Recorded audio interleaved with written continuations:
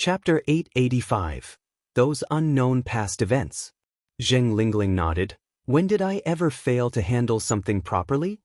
Sun Wu's suspended heart finally settled. That's good.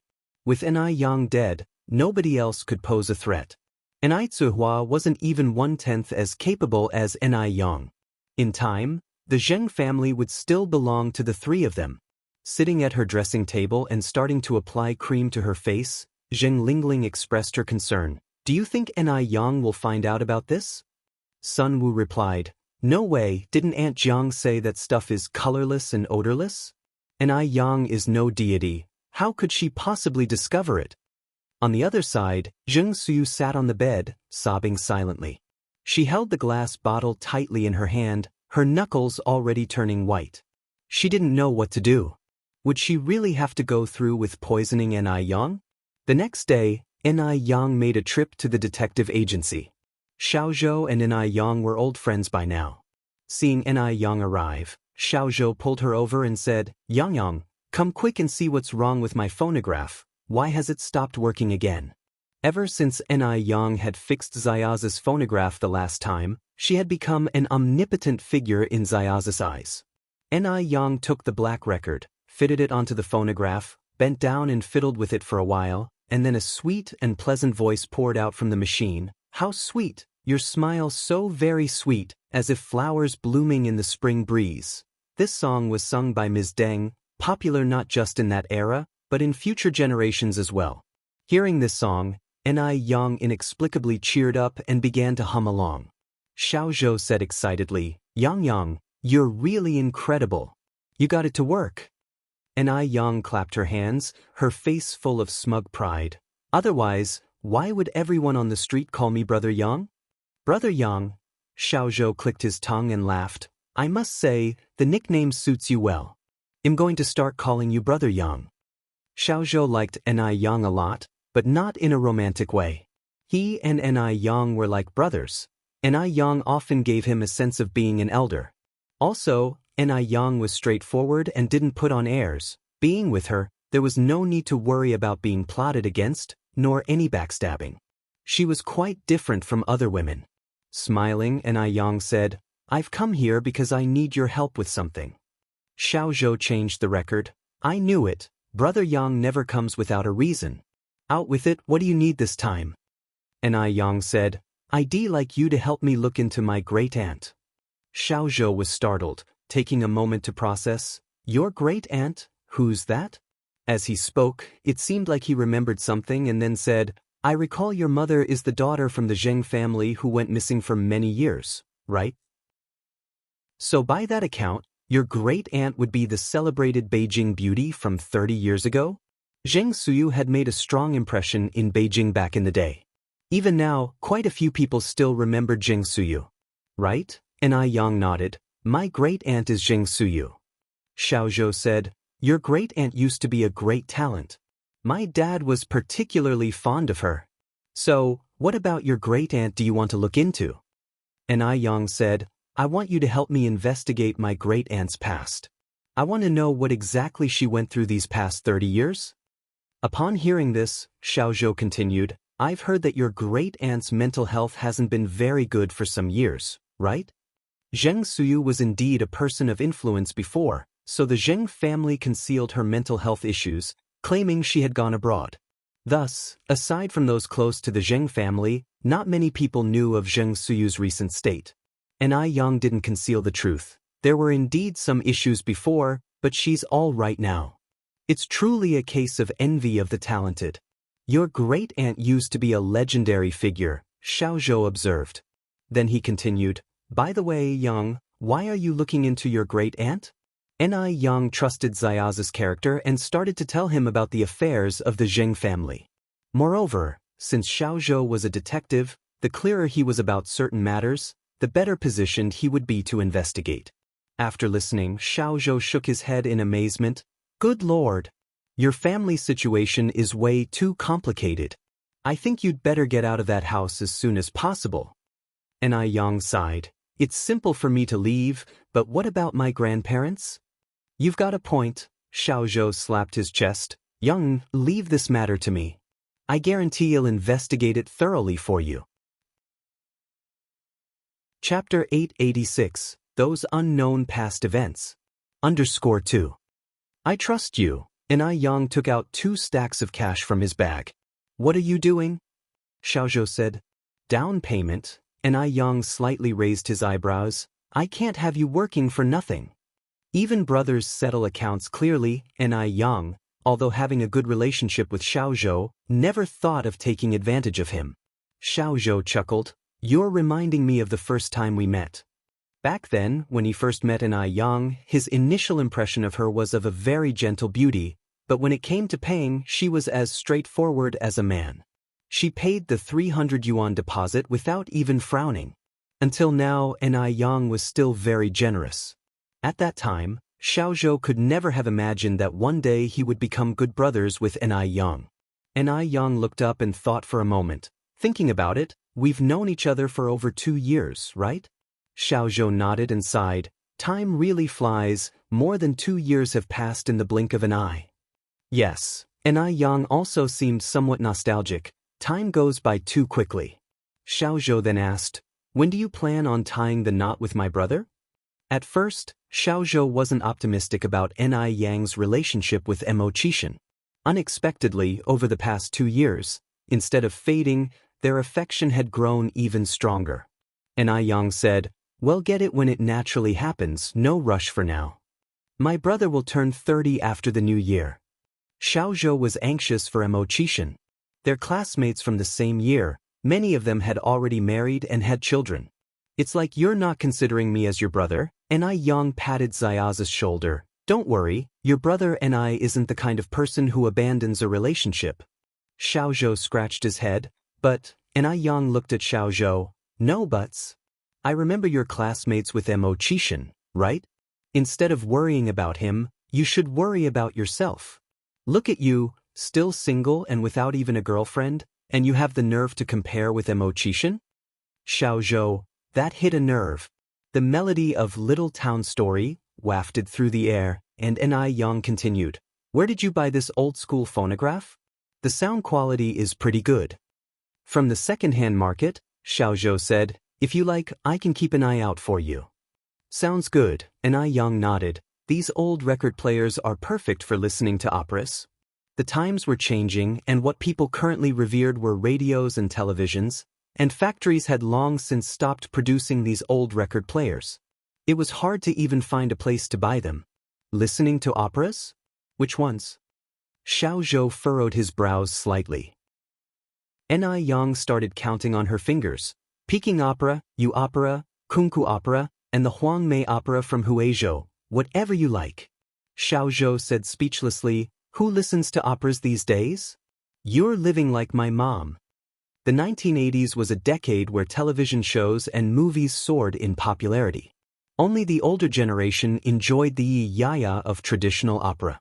Yang said with a smile, different people have different hobbies. By the way, remember to take care of that matter for me. I have to go now. No problem. Xiaozhou saw Yang out to the door. When do you think you'll have it figured out? Yang continued to ask. Xiaozhou thought for a moment and then continued. As long as it happened in Sijio City, there's nothing I can't find out. I should have some results in about 2 or 3 days. It's just that the overseas stuff is a bit troublesome. Yang nodded. Okay, I got it. Goodbye. Seeing Yang still riding that old bicycle, Xiaozhou said, you've made quite a bit of money. Why are you still riding this beat-up old bike? What beat-up old bike? Yang said, I bought this bike just 2 years ago. It's still new, okay? Yang took good care of things. Her bicycle was almost as good as new. Xiaozhou continued, I think only a small car is worthy of your status. Others might not know about Yang's current wealth, but Xiaozhou was well aware. Yang had many businesses under her, including a noodle restaurant, milk tea shop, skincare shop, and the prestigious restaurant Phoenix among others. She was the undisputed #1 amongst all women in Sijio City, and even looking across the whole of China, it was difficult to find a woman on par with Yang. Although the small car is good, Yang said, it doesn't have the deep connection that I have with my little Phoenix. Chapter 887. Those Unknown Past Events. _3. From having nothing to having everything, this bicycle had witnessed Ni Yang's growth, so she was reluctant to replace it. Little Phoenix? Xiao Zhou was stunned for a moment. Ni Yang patted the bicycle seat. Yes, this is it. Only then did Xiao Zhou realize that it was a Phoenix brand bicycle. After leaving the detective agency, Ni Yang went to the bank, withdrew 30,000 yuan, and then rode to Jinghua village. The cement road in Jinghua village had been finished. Now cars and agricultural vehicles could drive directly into the village, and during rainy days, the villagers no longer had to worry about the muddied mud road. It had been a long time since she last visited Jinghua village, and coming here again, she felt an indescribable sense of closeness. As soon as she arrived at the entrance of the village, someone recognized Ni Yang. Yang Yang is back. Ni Yang quickly jumped off her bicycle. Aunt Wang. Aunt Wang looked behind Ni Yang. Yang, your parents and Yun didn't come back with you? No. Ni Yang shook her head. My grandma's place had some issues recently, my parents couldn't come back, and I am here to settle accounts with everyone. I just happened to run into you. Could you please go back and tell everyone to come to my house to settle the accounts? The raw materials for the ice skin jade skin were all selected from the aloe vera, roses, and portulaca grown by the villagers of Jinghua village, so Ni Yang settled accounts with everyone every 6 months. Aunt Wang smiled and said, since you're all busy, don't rush back here, we're not waiting on the money. Ni Yang felt a bit embarrassed. We had originally agreed to settle on the 1st of July and the 1st of January, and it's already been over 10 days late. Aunt Wang, I'll head back first. Please have everyone bring their account books to my house. Aunt Wang nodded. Although Ni Yang and Ni Zihua had moved to the Zheng family, Ni Qinggui still lived here. Ni Qinggui was a diligent man. He not only kept his own yard spotlessly clean but also took great care of Ni Yang's yard. Thus, Ni Yang didn't need to clean up anything upon her return. After a while, there was some noise outside the door. Ni Yang opened the courtyard gate, and it was Grandma Wu. Grandma Wu, please come in. Yang, you haven't eaten yet, have you? Here are some red plums that aren't sour at all, try them. I've also made a few meat biscuits for you, they're still warm. Grandma Wu's family used to be very poor, often unable to afford a full meal, but ever since Ni Yang arrived in Jinghua village, their lives had gradually improved. Hearing that Ni Yang had returned, Grandma Wu, without a second thought, picked the last few red plums from the tree and hurriedly made some meat biscuits, fearing that Ni Yang would be hungry. The red plums were what Grandma Wu had reluctantly saved for her grandson who was studying away from home. Now that Ni Yang was back, everything, including her own grandson, had to step aside. Thank you, Grandma Wu. Ni Yang didn't bother to check if the plums were washed, she just picked one up and took a bite. Grandma Wu cheerfully said, You child, why be so formal with Grandma Wu? Are the plums sweet? Sweet. Very sweet. After a while, more and more people gathered in the small courtyard. Everyone was just like Grandma Wu, afraid that Ni Yang might be hungry. One brought dough twists, another brought duck soup. When everyone had arrived, Ni Yang began to settle the accounts. Uncle Lin, your family earned a total of 580 yuan for the first half of the year, see if that's correct. Ni Yang handed Uncle Lin 580 yuan. Uncle Lin chuckled, no need to count, Yang, I trust you. Aunt Zhao, your family's is 526 yuan. Grandma Wu, your family's is 600 yuan. Holding the hefty stacks of cash, everyone was very happy. In the past, when they were still planting rice after paying their taxes, they could barely earn 100 yuan a year, but now they could make 500 to 600 yuan in just half a year, and of that 500 to 600 yuan, they only needed to pay about 10 yuan for taxes. How could they not be happy? Jinghua village had exactly 50 households. After distributing money to everyone, the 30,000 yuan Ni Yang withdrew was left with just over 100 yuan. After finishing the accounts, Ni Yang took a stroll through the factory at the back. Though she hadn't been in Jinghua village in these days, the factory had been still operating, having grown from a dozen people to now over 20. Once she confirmed everything was in order, Ni Yang took some grain and oils and other daily necessities over to Grandma Liu's house. Chapter 888. Those Unknown Past Events. _4. Grandma Liu was old, bound by bound feet, and had no descendants. Even buying simple things was a struggle for her, so Ni Yang would regularly deliver staples like grain and oil to her. Grandma Liu was often bored at home alone, but she became overjoyed when she saw Ni Yang. She immediately brought out the best things she had at home to entertain her.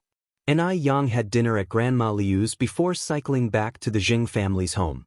The day passed, and Jing Suyu's spirits seemed to have lifted. The elderly Madame Jing sat on the sofa, chatting with her.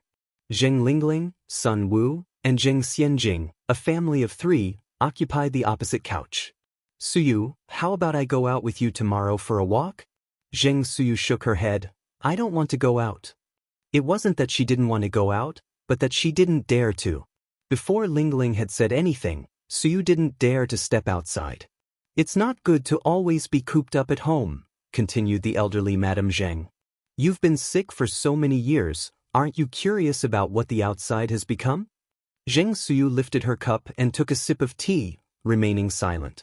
Her eyes, which were not yet muddled, were filled with sorrow. Zheng Lingling nudged Jing Xianxia with her elbow. Zheng Xianxia immediately understood and said with a smile, "Auntie, let my mother and me accompany you for a stroll tomorrow, shall we? Is that okay?" Zheng Suyu looked up at Zheng Lingling. Zheng Lingling said, "Aunt Suyu, it's rare for Xianxia to show such filial piety. Please indulge her this once."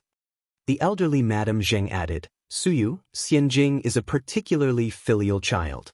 Knowing you had regained consciousness, she hurried back from school last night. Don't let her heartfelt effort go unnoticed. Auntie, where are you all planning to go for fun? Take me with you, please?" Ni Yang entered from outside. Zheng Lingling glanced subtly at Zheng Suyu. Zheng Suyu immediately said, "I don't want to go out these days. When I feel like going out, they'll call you to join us. It's more lively with more people." "Okay," Ni Yang nodded. The elderly Madame Zheng looked at Ni Yang, continuing, "Yang, where have you been?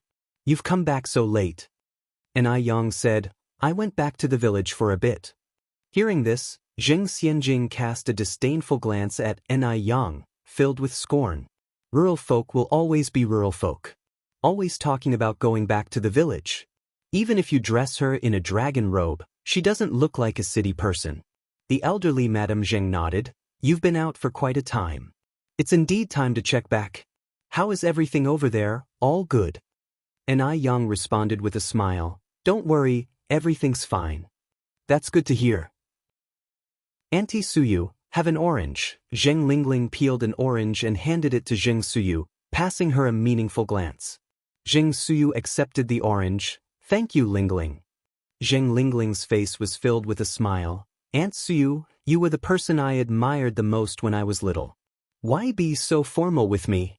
I remember oranges were your favorite back then." "It's kind of Lingling to remember your preferences," the elderly Madame Zheng said with a laugh. With the words Ni Yang had spoken earlier, the elderly Madame Zheng paid special attention to Zheng Lingling that day. Upon her observation, she didn't find anything unusual about Lingling. She was even particularly kind to Zheng Suyu. Such a filial child ought not to be capable of doing such a thing. Ni Yang must have been overthinking it.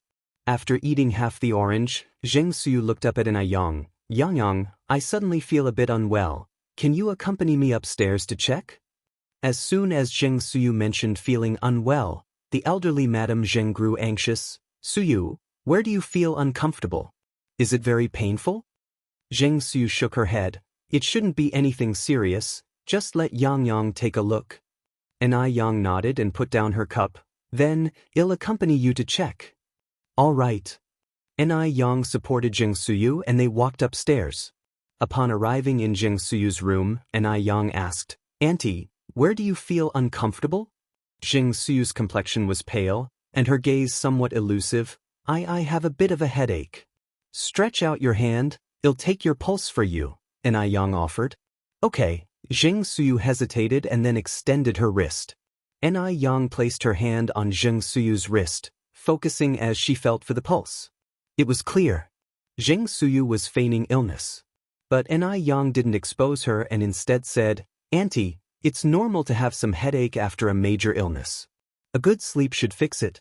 If it becomes unbearable though, I can also prescribe you some painkillers."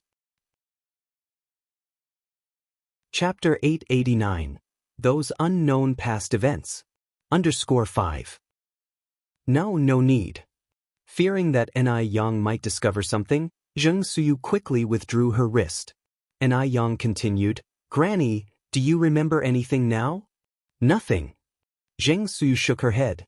Ni Yang said, "Granny, since I have the ability to restore you to normal, I also have the ability to save that child. Don't you trust me?" Zheng Suyu shook her head again. "I don't understand what you're talking about." It wasn't a matter of mistrust. It was a fear to trust.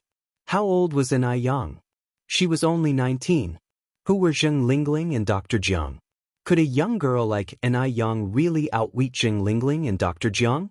Ni Yang let out a soft sigh. "Granny, do you think you'll regret your decision today in the future?" Zheng Suyu didn't speak. There was a moment of silence, then Zheng Suyu continued, "Yang, you must be thirsty, right? I'll go get you some water to drink."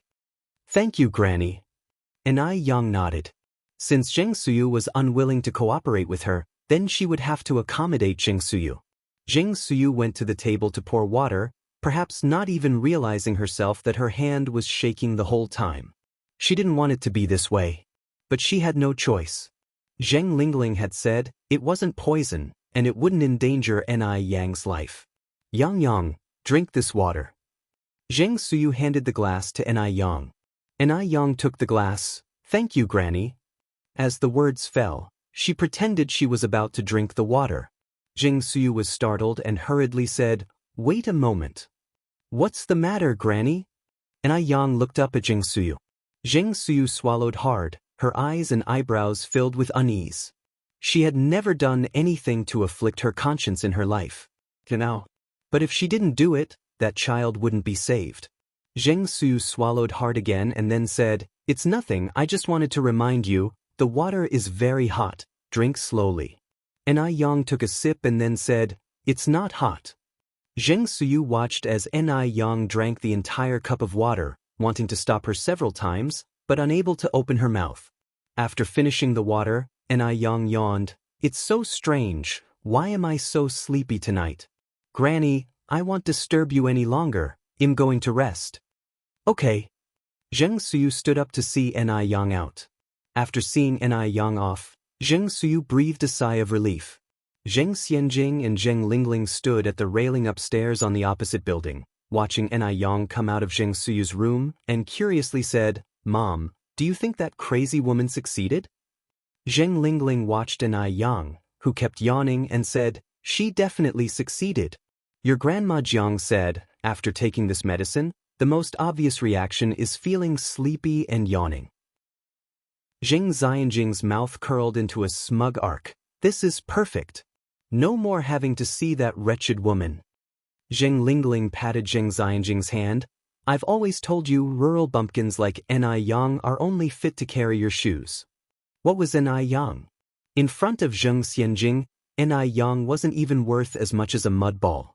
Zheng Xianjing continued, "Mom, why didn't you just kill that little wench Ni Yun as well? It's so annoying to see that little wench." Zheng Xianjing's detest for little Ni Yun was no less than her detest for Ni Yang. Every time she saw little Ni Yun, she was reminded of her own childhood. Back then, the old Master Zheng wouldn't even spare her a glance. She thought it was because the old Master Zheng didn't like children. But now, the old Master Zheng couldn't wait to hold little Ni Yun in the palm of his hand. What did this mean? Every time she saw this scene, Zheng Xianjing was consumed by jealousy. Zheng Lingling looked at Zheng Xianjing and said, "It's a pity your grandma Jiang has always praised you for being intelligent. How did you become so foolish this time? Ni Yun is only 2 years old this year, what threat could she pose? Our biggest enemy right now is Ni Yang. As long as we deal with Ni Yang, are you afraid we can't handle that little wretch?" Zheng Xianjing said, "Anyway, Dealing with one is dealing with two is also dealing, might as well take care of them both at once. To take care of two at once, the target is too big, it would easily attract police attention.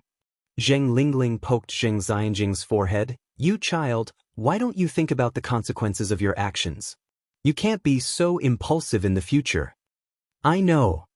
Zheng Xianjing nodded and then asked, Mom, when will Ni Yang die? She couldn't wait to take care of Ni Yang's body. Zheng Lingling replied, Your grandma Jiang said, this substance requires 3 doses to be lethal. Today was the first time, there are still 2 more to go. Chapter 890. Those Unknown Past Events. _6. When will I have to wait until? Zheng Xianjing was getting impatient. Don't rush. Zheng Lingling soothed, big things cannot be rushed. Zheng Xianjing narrowed her eyes and continued, Once Ni Yang dies, her things will all be mine. By the way, Mom, do you know how rich Ni Yang is now? What do you mean? Zheng Lingling turned to look at Zheng Xianjing. Zheng Xianjing continued, You know about Ice Skin Jade Beauty, right? Zheng Lingling nodded. Now, who doesn't know about Ice Skin Jade Beauty? Zheng Xianjing said, Ice Skin Jade Beauty belongs to Ni Yang. Really? Zheng Lingling exclaimed in surprise. Really? Zheng Xianjing continued, I just found out about this a few days ago. A few days ago, Zheng Xianjing and her classmates went to Ice Skin Jade Beauty to shop and overheard Ni Yang talking to employees.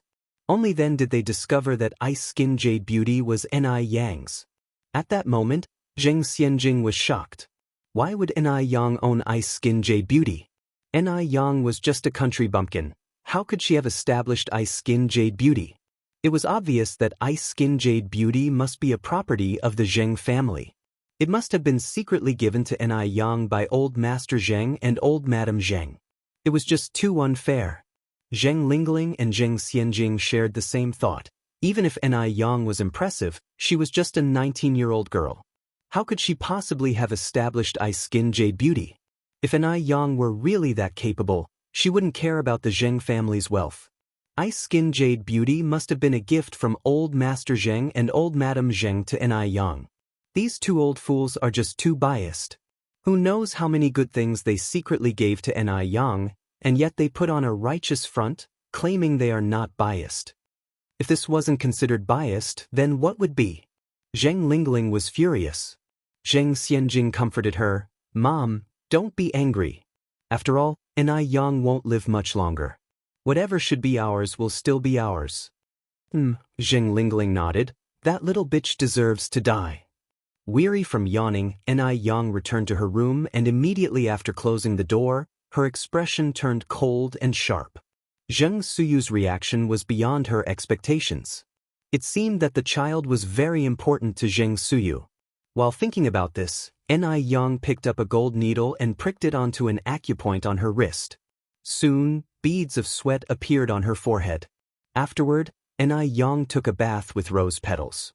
Once she finished bathing, Ni Yang sat at her desk to write a letter to a Mo-Chishan, who was far away.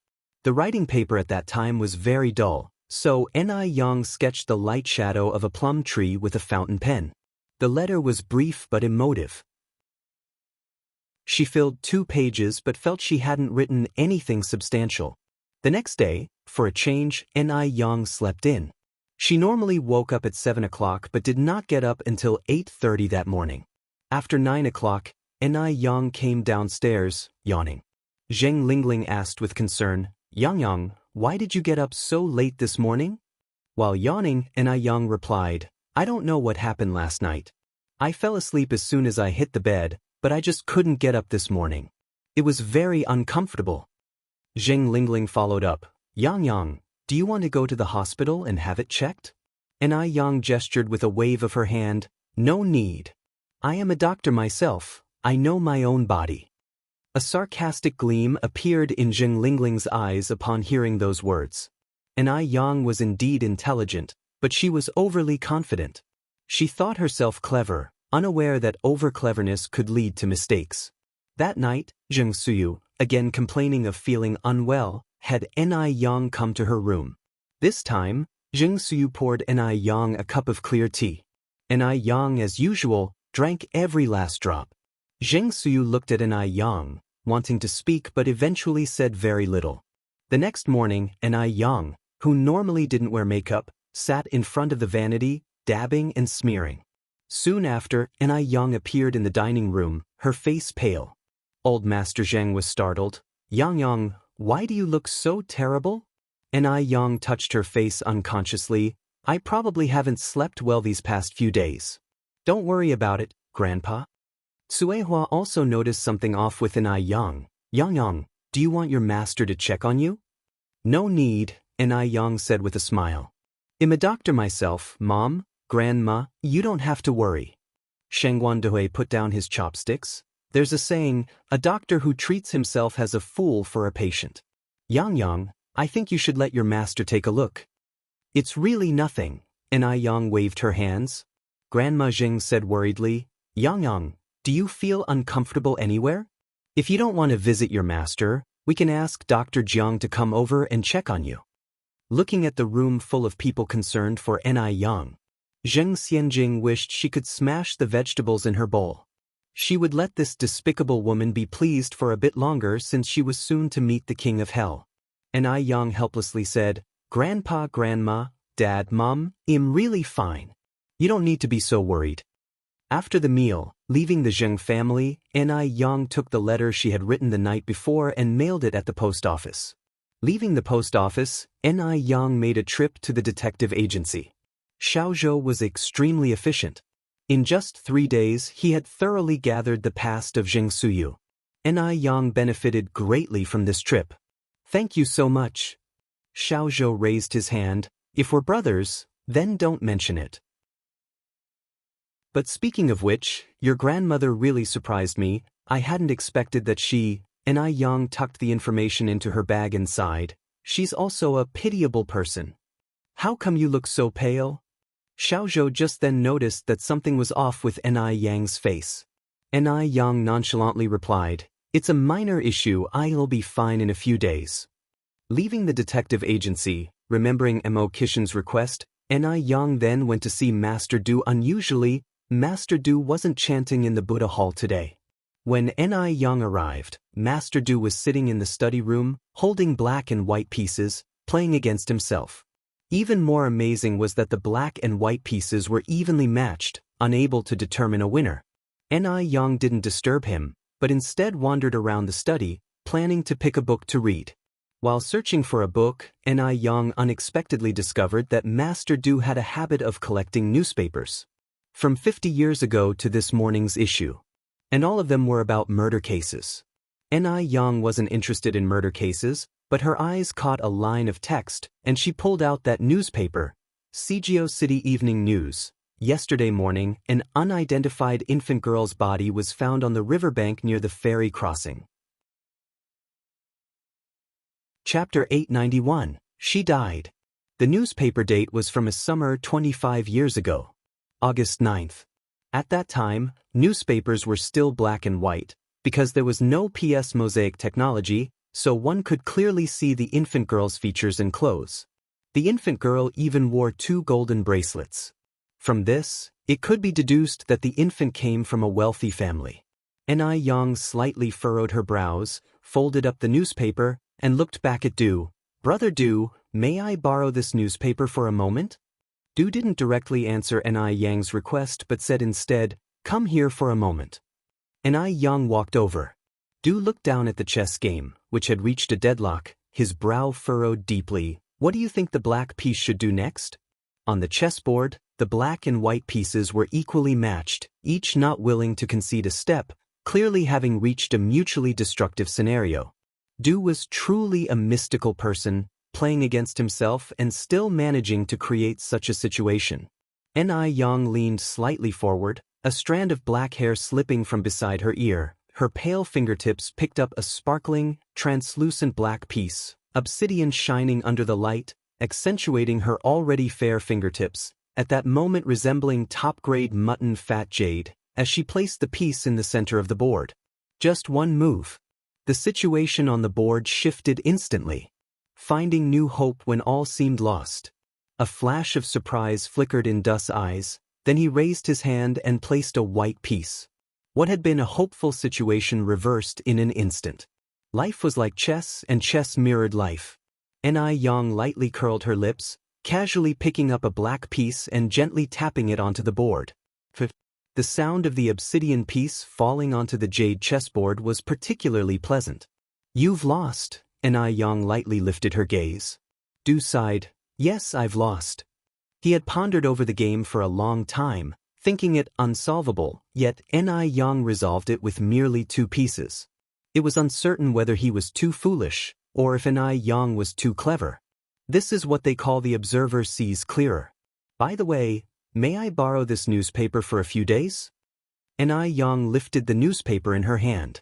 Du had asked what she needed it for, then slightly nodded. Take it. Thank you, Yang continued. Believing in Buddhism, chanting scriptures, raising birds, collecting newspapers, Brother Du, your hobbies are quite extensive.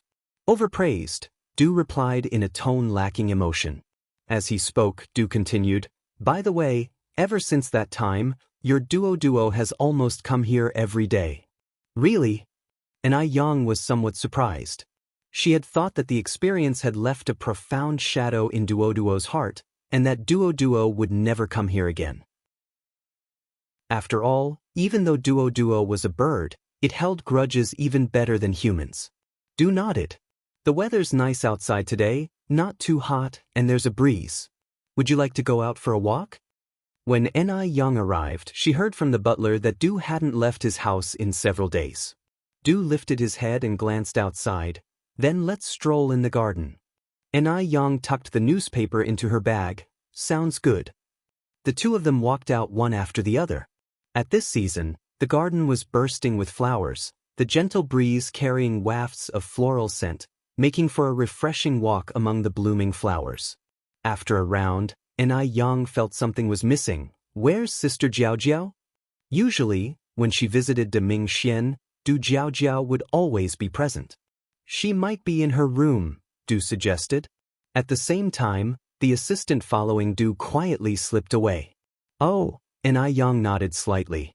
Just then, a black shadow flew over from a distance. Yang. Yang looked up and smiled. Duo? Yang. Duo flew straight to Yang's shoulder, rubbing its small head against her chin. After throwing a small tantrum, Duo looked at Du. You little bastard. Yang gently tapped Duo's head. Duo, you can't be so rude. You little bastard. Yang slightly furrowed her brows. Son, if you continue being rude like this, Mum won't give you treats anymore. You little bastard. Yang slightly squinted her eyes, furiously glaring. Say it again. You little bastard.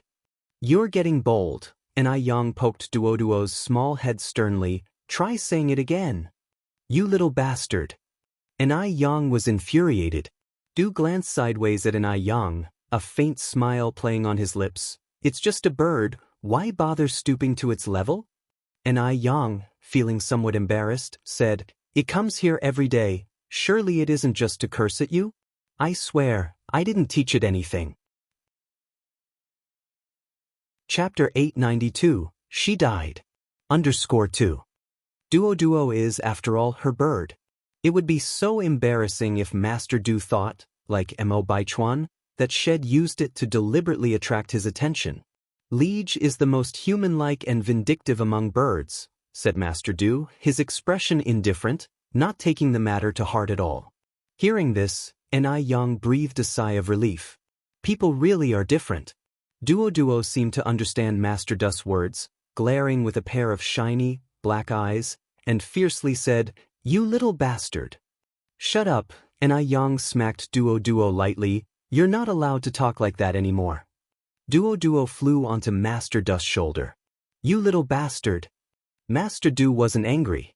Instead, he casually pinched a green caterpillar and handed it to Duo. Across an artificial lake. The butler, accompanied by a young man, was walking over. Seeing this scene, the young man exclaimed in surprise, Is that really Master Du feeding the bird? At the moment the liege made its outrageous remarks, He thought Master Du would crush it. Unexpectedly, Master Du fed the liege a caterpillar with a gentle look in his eyes. It was hard to believe that this was the same Master Du, ruthless and unfeeling, who wouldn't even spare his own brothers. When had he ever shown such tenderness? It's just too unbelievable. Could it be that he was hallucinating? The butler nodded. You're not seeing things. The young man went on to ask, who is that young lady? She is Mr. Peiji's girlfriend, Miss and I, the butler answered. The young man nodded and asked uncertainly, Butler, did the liege just call Master Du a little bastard? The butler calmly nodded. You heard correctly. The young man swallowed hard. Whose bird is that, liege? Miss N's, said the butler. The young man stealthily pinched the inside of his thigh. It really hurt. He wasn't dreaming. The young man hurriedly stopped and said, Butler Lin, I suddenly remembered I have some matters to deal with. I'll visit Master Du another day. After speaking, he left as though fleeing. He didn't dare to provoke Master Du at this time. Butler Lin watched the young man's retreating figure, shrugged helplessly. The sun was getting bigger and hotter. Standing under the shade of trees, Master Du played with the bird in the cage, while Ni Yang sat at the stone table under the pavilion, eating sunflower seeds. A breeze blew over the artificial lake, causing the lotus flowers and leaves to sway left and right. The beautiful koi fish swam underneath the leaves. Squinting at the artificial lake, Ni Yang's long lashes cast a light shadow on her eyelids. As if thinking of something, a faint smile played on her lips. Just then, Du Jiaojiao came running from a distance. Yang, Sister Jiaojiao. Ni Yang stood up and waved to Du Jiaojiao. Du Jiaojiao ran over and sat on the stone bench, gulping down the tea on the table. Oh my God! It's so hot it could kill a person. Ni Yang picked up a fan and fanned her. Actually, today's temperature isn't that high, the highest being only 30 degrees. Because you ran over, Sister Jiaojiao, you feel much hotter. Du Jiaojiao said, 30 degrees isn't high? In our Shanghai, even the hottest days don't reach 30 degrees. In later years, due to exhaust pollution, global warming, and ice melting, there wasn't much temperature difference between Shanghai and Beijing, and summer would be like a furnace. But now, it was the 1980s. The 1980s were a pure era, one with clear-cut seasons and no pollution. In the 1980s, summers in Shanghai weren't hot at all. The hottest days could be dealt with just a fan.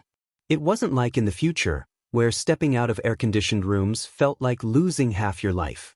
Ni Yang smiled and said, I think it's all right. Sister Jiaojiao, you haven't been to tropical regions yet. If you went there, you'd definitely question life.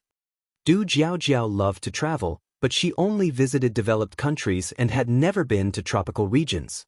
I heard that summers in F continent are the hottest, especially in the Sahara Desert where temperatures can reach over 50 degrees.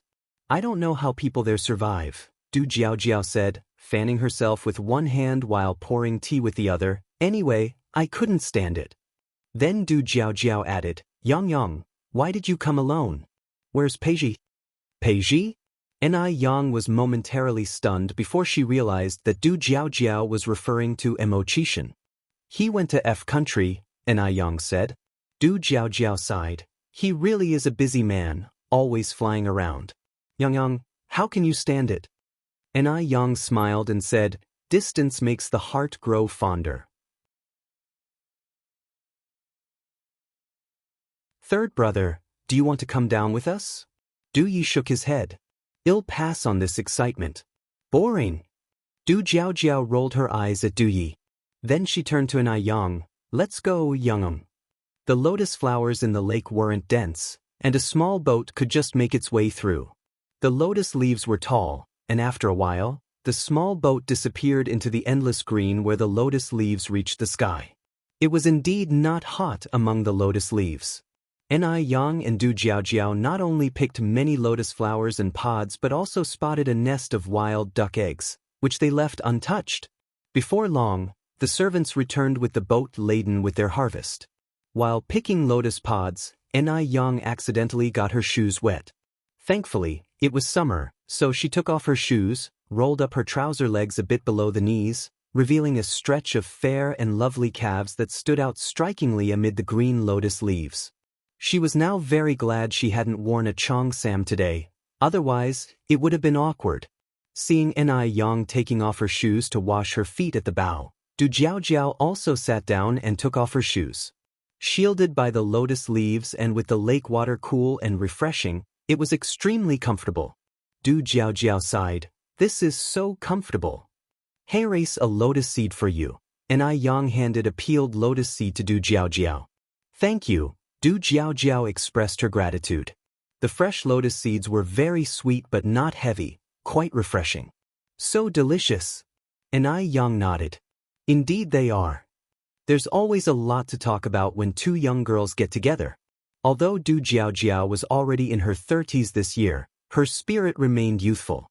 Feeling hot, Du Jiaojiao had the servants row the boat around the lake several times before heading back.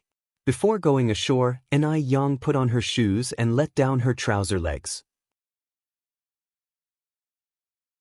Chapter 894, She Died. _4. She held a large bundle of lotus flowers and pods, standing at the bow of the boat, just like a lotus fairy stepping out of a painting. Gracefully poised. Once ashore, Enai Yang and Du Jiaojiao sat together eating lotus seeds for a while before Enai Yang proposed saying goodbye. "Brother Du, Sister Jiaojiao, I have to leave now," Enai Yang said, then turned to Grandpa Du. "You should come out more when you're free. Getting more sunlight not only reduces the chance of catching a cold and boosts immunity, but also protects vascular health." "Okay." Grandpa Du nodded. "Duo, I'm heading back," Enai Yang waved at Duo. Duo jumped onto the other shoulder of Grandpa Du, unwilling to leave. Duo. Enai Yang called again. Duo still didn't want to leave. Grandpa Du laughed. "You go ahead, it's missing the treats I have here." These days, Grandpa Du had provided countless treats for Duo. But Duo was a typical ungrateful wretch. Right after eating Grandpa Du's food, it would curse him as a little bastard. With Duo refusing to accompany her, Enai Yang had to go back alone. Yang, wait a moment." Du Jiaojiao grabbed a handful of lotus flowers and pods and chased after Enai Yang. "What is it, Sister Jiaojiao?" Enai Yang turned around.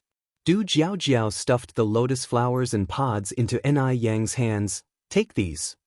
"Thank you." "What are you thanking me for?" "You picked them yourself, I'm just presenting Buddha with borrowed flowers." Du Jiaojiao smiled. "Sister Jiaojiao, then I'll leave first." Enai Yang shook the lotus flowers and pods in her hand. "Okay," Du Jiaojiao waved to her.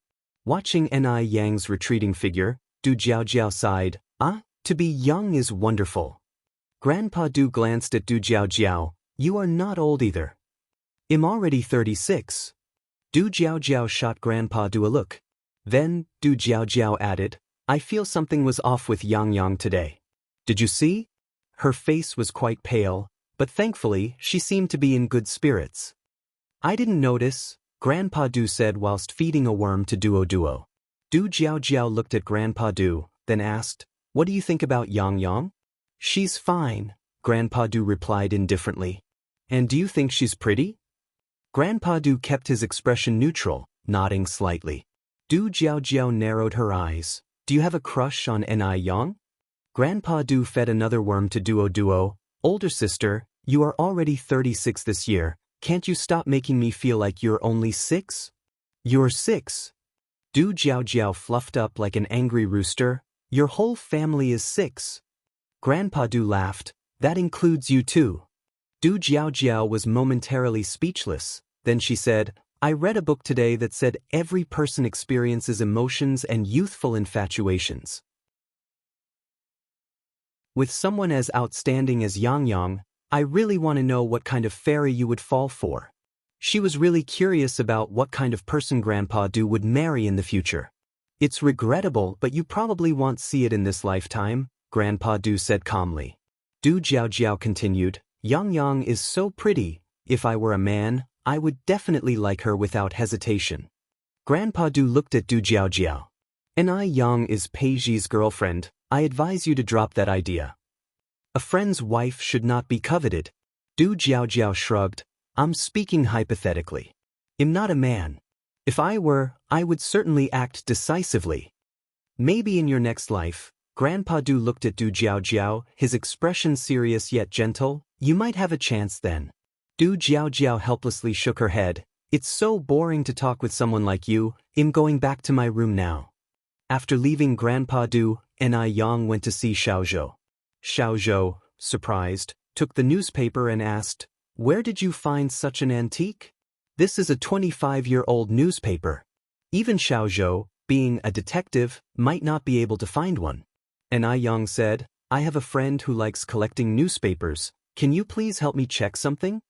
"Sure," Xiaozhou nodded, "no problem." When she returned to the Zheng family's home, it was already past 6 in the evening. Today being Monday, Ni Zihua and Shengguan Dehui were sitting in the living room with little Ni Yun, chatting with Zheng Suyu. 3 days had passed, and Zheng Suyu seemed to have improved quite a bit. Chapter 895, She Died. _5. Moreover, she was very fond of little Ni Yun. She always held little Ni Yun in her arms. "Little Yun Yun, do you want to eat an orange?" "No." Little Ni Yun shook her head. "Aunt Granny, I want to eat candy, red strawberry candy." "Okay." Zheng Suyu smiled and said, "Aunt Granny will peel it for you." Little Ni Yun, like all children, was addicted to sugar, resulting in some bad teeth. She was trying to quit sugar recently. Just as Ni Zuihua was about to stop her, Shengguan Dehui raised his hand to press down Ni Kuihua's hand, whispering, "Aunt Suyu loves children too, one little piece of candy won't hurt. Later tonight, let her brush her teeth." "Okay then." Ni Zuihua nodded her head. Seeing that her parents had no reaction, little Ni Yun boldly said, "Aunt Granny, I want one more candy." "Sure." Zheng Suyu said with a beaming smile, "Our little Yunyun can have as much candy as she wants." "Aunt Granny, you are so nice." Little Ni Yun kissed Zheng Suyu, then asked, "Aunt Granny, will you take me to the street tomorrow to buy candied hawthorn, please?" Just then, a soft voice rang out nearby. "How about I make you a stir-fried bamboo shoots with shredded pork right now?" Little Ni Yun was startled and quickly said, "Sister is back." "Sister, I was just joking with Aunt Granny. I don't like candied hawthorn at all. They are spicy, not tasty." "Not tasty at all." The person who spoke was indeed Ni Yang, and although Ni Yang usually liked little Ni Yun very much, whenever little Ni Yun made a mistake, Ni Yang would not hesitate to scold her. Little Ni Yun's favorite person was Ni Yang, but also the person she feared the most. "Sister, hold me." Little Ni Yun carefully tugged at Ni Yang's sleeve. Ni Yang let out a soft chuckle then said, "You're not allowed to eat candy in the future, otherwise you won't be able to keep your teeth. Sister is feeling a bit unwell today, so I can't hold you." Hearing Ni Yang say she was unwell, a pleased look flashed in Zheng Lingling's eyes. It was just a matter of today. As long as Zheng Suyu didn't mess up tonight, Ni Yang was going to meet the king of hell. Upon this thought, Zheng Lingling picked up the tea from the table, took a small sip, and felt extremely satisfied. Concluding her words, Ni Yang continued, "But I brought you a gift. Guess what it is?" "It's candy." Little Ni Yun suddenly got excited. "I wish." On hearing this, little Ni Yun's smile immediately vanished from her face as she pitifully said, "Candy isn't tasty at all, it's spicy." Like a magician, Ni Yang seemed to conjure a bunch of fresh lotus flowers and lotus pods from behind her. "Wow! So beautiful!" Little Ni Yun immediately forgot all the unpleasantness, and took the lotus in both hands. So fragrant. Zheng Xianjing was sitting on the sofa across from them. Watching the adorable little Ni Yun, she found it difficult to control her emotions, feeling an urge to strangle her to death. This feeling was strange, as if every cell in her body was screaming, "Strangle her! Strangle her!" Apart from jealousy, it was a pure desire to strangle her. Once Ni Yang was dead, she definitely planned to find a way to personally strangle the little wretch. Zheng Xianjing narrowed her eyes, and under the light, a sinister gleam reflected in the depths of her eyes.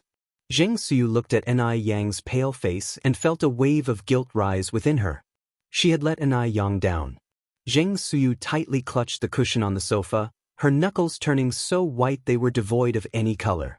Ni Yang sat on the sofa peeling lotus seeds for little Ni Yun. After a while, she handed the lotus pod to Ni Zuihua and stood up. Mom, I'm going to go upstairs to sleep for a bit. Call me when it's time to eat. Ni Zuihua looked at Ni Yang. Yang, you look quite ill. Are you sure you don't need to go to the hospital?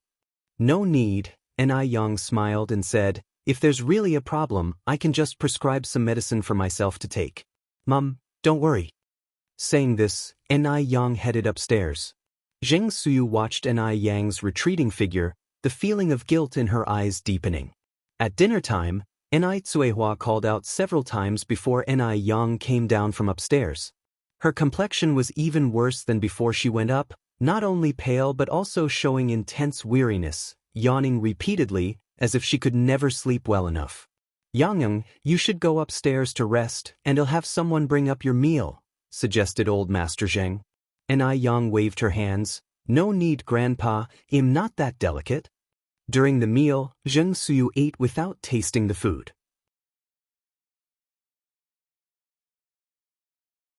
Is Yang in the room? Yes. Ni Yang replied weakly, walking over to open the door. Auntie, you're here. Seeing Ni Yang's increasingly pale face, Zheng Suyu suppressed the guilt rising within her and continued. Yang, I'm still feeling a bit unwell today. Could you take a look for me? Sure. Ni Yang nodded. Should we do it here in my room, or shall we go to your room? Let's go to my room. Zheng Suyu said. All right. Ni Yang followed Zheng Suyu's steps. Ni Yang's room was separated from Zheng Suyu's room by a long corridor. Zheng Suyu walked in front. Yang, your complexion keeps getting worse. Maybe you should see a doctor. It's nothing. Ni Yang shook her head nonchalantly. What if it is something? Zheng Suyu asked. Ni Yang looked at Zheng Suyu. Aunt Suyu, why do you sound so sure? Zheng Suyu, fearing Ni Yang might suspect something, quickly averted her gaze and poured Ni Yang a glass of water. I was just saying, Yang, drink some water. This time, Ni Yang drank the water without leaving a drop. Zheng Suyu watched her and couldn't describe her feelings. Just 3 days ago, Ni Yang had confidently said she could help her. But now, Ni Yang couldn't even differentiate poison from boiling water. Zheng Suyu sighed deeply in her heart. Ni Yang placed the empty glass on the table and looked at Zheng Suyu. Aunt Suyu, don't you really have anything to say to me? No. Zheng Suyu shook her head, thought for a moment, and then added, Yang, I know your medical skills are good, but a doctor doesn't heal themselves. You should visit the hospital when you have time. Ni Yang didn't respond to her remark and stood up. Aunt Suyu, you should rest early. I'm going back to my room. The next morning, Ni Yang's condition was worse than the previous 2 days. She was barely holding on. Grandfather Zheng and Grandmother Zheng were very worried and insisted on taking Ni Yang to the hospital. But Ni Yang refused again. With Ni Yang unwilling to go, the 2 elders didn't have any other options and could only worry. Zheng Lingling feigned concern. That girl Yang really, being ill and still not going to the hospital. She looks so pale it hurts me to see it, Ting. You should persuade Yang too. Ni Zuihua was also very anxious. Yang has always been decisive. If she doesn't want to go to the hospital, there's nothing I can do. Zheng Lingling sighed. A daughter doesn't always follow her mother. Ni Yang visited the detective agency.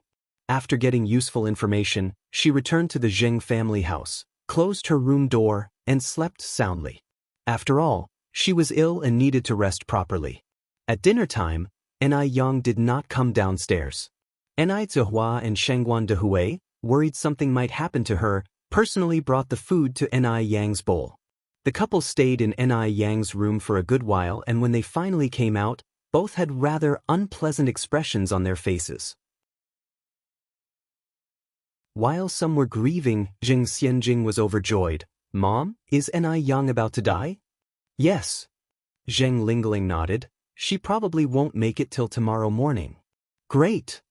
The next morning, Ni Yang didn't come downstairs for breakfast. Grandmother Zheng said, Fuzeo, go call Yang down for breakfast. All right. After a while, A terrified scream came from upstairs.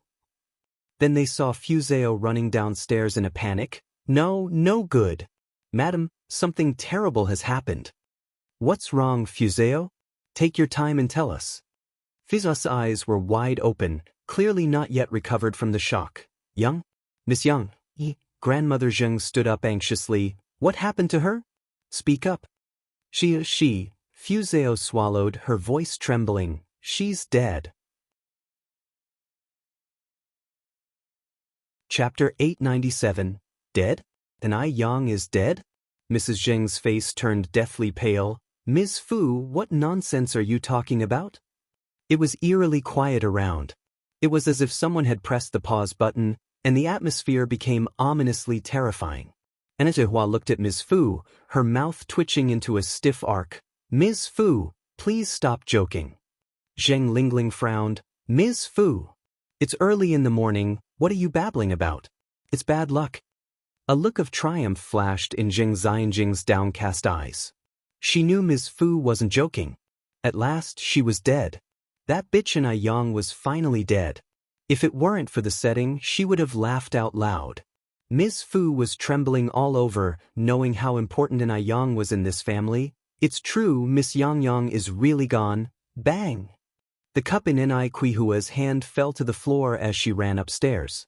Mr. Zheng and Mrs. Zheng immediately followed Ni Kuihua. Mom and Dad, slow down, maybe Ms. Fu got it wrong. Yang Yang is just asleep. Zheng Lingling supported Mrs. Zheng's arm, secretly signaling Zheng Xianjing. Zheng Xianjing immediately stood up and ran to Mr. Zheng's side. Grandpa, please slow down. Shangguan Dehui came from the other side and upon seeing the situation, he asked, What happened here? Miss Yang Yang had an accident, Miss Fu said. Hearing this, Shangguan Dehui's expression changed, and he followed everyone else upstairs. What happened to Yang Yang? No one answered Shangguan Dehui. They didn't know how to respond. It's okay, Yang Yang must be fine, Ni Cuihua muttered to herself as if reciting a mantra. Ni Yang's room was on the 3rd floor. The door was open. Ni Cuihua rushed in. Yang Yang. Yang Yang. Then came a burst of mournful crying. Yang Yang. What happened to you? Yang Yang, please open your eyes and look at Mom. Yang Yang. Mr. Zheng and Mrs. Zheng were also in a panic. Ni Yang lay on the bed, her face deathly pale. Shangguan Dehui reached out his index finger to her nose and suddenly, his pupils shrank. No breath. She wasn't breathing. Shangguan Dehui's legs went weak, and he sat down on the floor, his face full of disbelief. Zheng Lingling looked at Ai Yang, her eyes filled with undisguised malice. She didn't even need to hide her emotions now. Everyone in the room was immersed in their sorrow. Who would notice her? Dr. Jiang said Ai Yang was not to be underestimated. In her view, Ai Yang was nothing special. Zheng Xianjing stood next to Zheng Lingling and whispered, Mom, is she really dead? I'll check. Zheng Lingling walked to the bed and mimicked Shangguan Dehui, putting her index finger in front of Ni Yang's nose. No breath. Really no breath. That's great. Zheng Lingling signaled Zheng Xianjing with her eyes. Zheng Xianjing nodded, knelt down, crying out, Yang Yang, what happened to you? Yang Yang. Zheng Lingling, wiping her tears, said, Yang Yang will definitely be fine. Miss Fu, go call Dr. Jiang quickly. Ai Yang was very cunning. What if she had blown herself up? So they needed Dr. Jiang to confirm. Zheng Lingling was a very cautious person. Okay, I'm going now. Ms. Fu immediately ran out in a panic. The Zheng family was in complete disarray. Zheng Suyu had not slept well last night, so she got up a bit late this morning. Grabbing a servant, she asked, What's going on in the house? The servant's expression was grim. You'll know if you go to Miss Yang Yang's room. A bad premonition rose in Zheng Suyu's heart, and she walked upstairs. Dr. Jiang had already arrived. She sat by the bed, pressed her stethoscope to Ni Yang's body, sighed, and said, Ting-ding, Dehui, mourn her loss. Hearing Dr. Jiang's words, Zheng Lingling's hanging heart finally relaxed. Zheng Suyu walked in just in time to hear this. Immediately, her mind went blank. Mourn her loss? Why mourn? Zheng Suyu's eyes followed to the bedside. and saw the pale, silent Yang. Yang. The horror struck Xianxia, her blood running cold. She staggered several steps, and finally fell to the ground. It was her fault that Yang was dead. It was her fault that Yang was dead. Xianxia opened her mouth, a hard lump formed in her throat, and she could not make a sound. She had never intended to kill Yang. Chapter 898. What on earth is going on? Zheng Lingling said that it wasn't poison, right? Why did Yang die? Sweat formed in layers on Xianxia's back as she covered her face with her hands and wept silently. Upon hearing the news, Hua burst into tears. No. My Yang is all right. She's just sleeping. Mrs. Zheng fainted. Dr. Jiang hurried to provide first aid to Mrs. Zheng. Mr. Zheng stood by the bed, his whole being numb, like a body without a soul. Mom. Are you all right? Zheng Lingling was worried sick when she saw Mrs. Zheng collapse. Zheng Xianjing was busy trying to comfort Hua. The small bedroom was filled with sorrow. Zheng Lingling cried out, Mom, you mustn't fall ill. Even though Yang is gone, you still have Xianjing, you still have Yun. They are your granddaughters. Under Dr. Jiang's resuscitation, Mrs. Zheng slowly opened her eyes cloudy with sadness. Yang. She couldn't believe that Yang had left this home. What on earth is going on? Is this a dream? Shangguan Dehui steadied himself and asked Dr. Jiang. Dr. Jiang, what illness did Yang have? Why did she go so suddenly? Dr. Jiang sighed. It was a sudden cardiac death. This disease usually shows symptoms 1 to 3 days before, such as drowsiness, pale complexion, fatigue, and other signs. Xianxia clutched the carpet beneath her. She remembered clearly Yang had shown those symptoms when she took the medicine. She really did kill Yang. It was really her. Xianxia's face was filled with guilt and sadness. Shangguan Dehui frowned slightly. Yang was only 19 years old. How could she have suffered from cardiac arrest? Dr. Jiang, with eyes red, said, This disease doesn't discriminate by age, though it does also depend on individual constitution. He patted Shangguan Dehui's shoulder. Dehui, I know it's hard to bear the grief of the younger generation passing before the older, but what's done is done, you should mourn. Shangguan Dehui clenched his fist and fiercely slammed the wall. His whole body trembled. Both Mr. and Mrs. Zheng could not believe the reality. Tears streamed down their faces. Mum, Dad, you must mourn, but take care of yourselves. The Zheng family still relies on you to lead, Zheng Lingling continued. I'll go to send the funeral notice and tell everyone to come to Yangyang's. Zheng Lingling wasn't finished speaking when Mr. Zheng interrupted her. Don't send any funeral notice. No one is allowed to go. Yang is not dead. Dad! Zheng Lingling looked up at Mr. Zheng. I know it's hard for you, and it's hard for all of us. Yang was such a clever and kind girl, we all loved her. But the dead cannot be brought back to life. Even if you don't want to face the reality, what's happened has happened. It's time to let Yang rest in peace. Zheng Lingling's face appeared sorrowful. In fact, she was jubilant inside. She couldn't wait to send Yang to the crematorium. Afterward, the Zheng family would be theirs. Mr. Zheng looked at Zheng Lingling. If you dare to go, Zheng Jun will no longer consider you his daughter. Dr. Jiang interjected timely. Lingling, Yang was your father's most beloved granddaughter. It's normal for him not to accept this reality so suddenly. Just listen to your father this time. Sending out the funeral notice now would only rub salt in his wounds.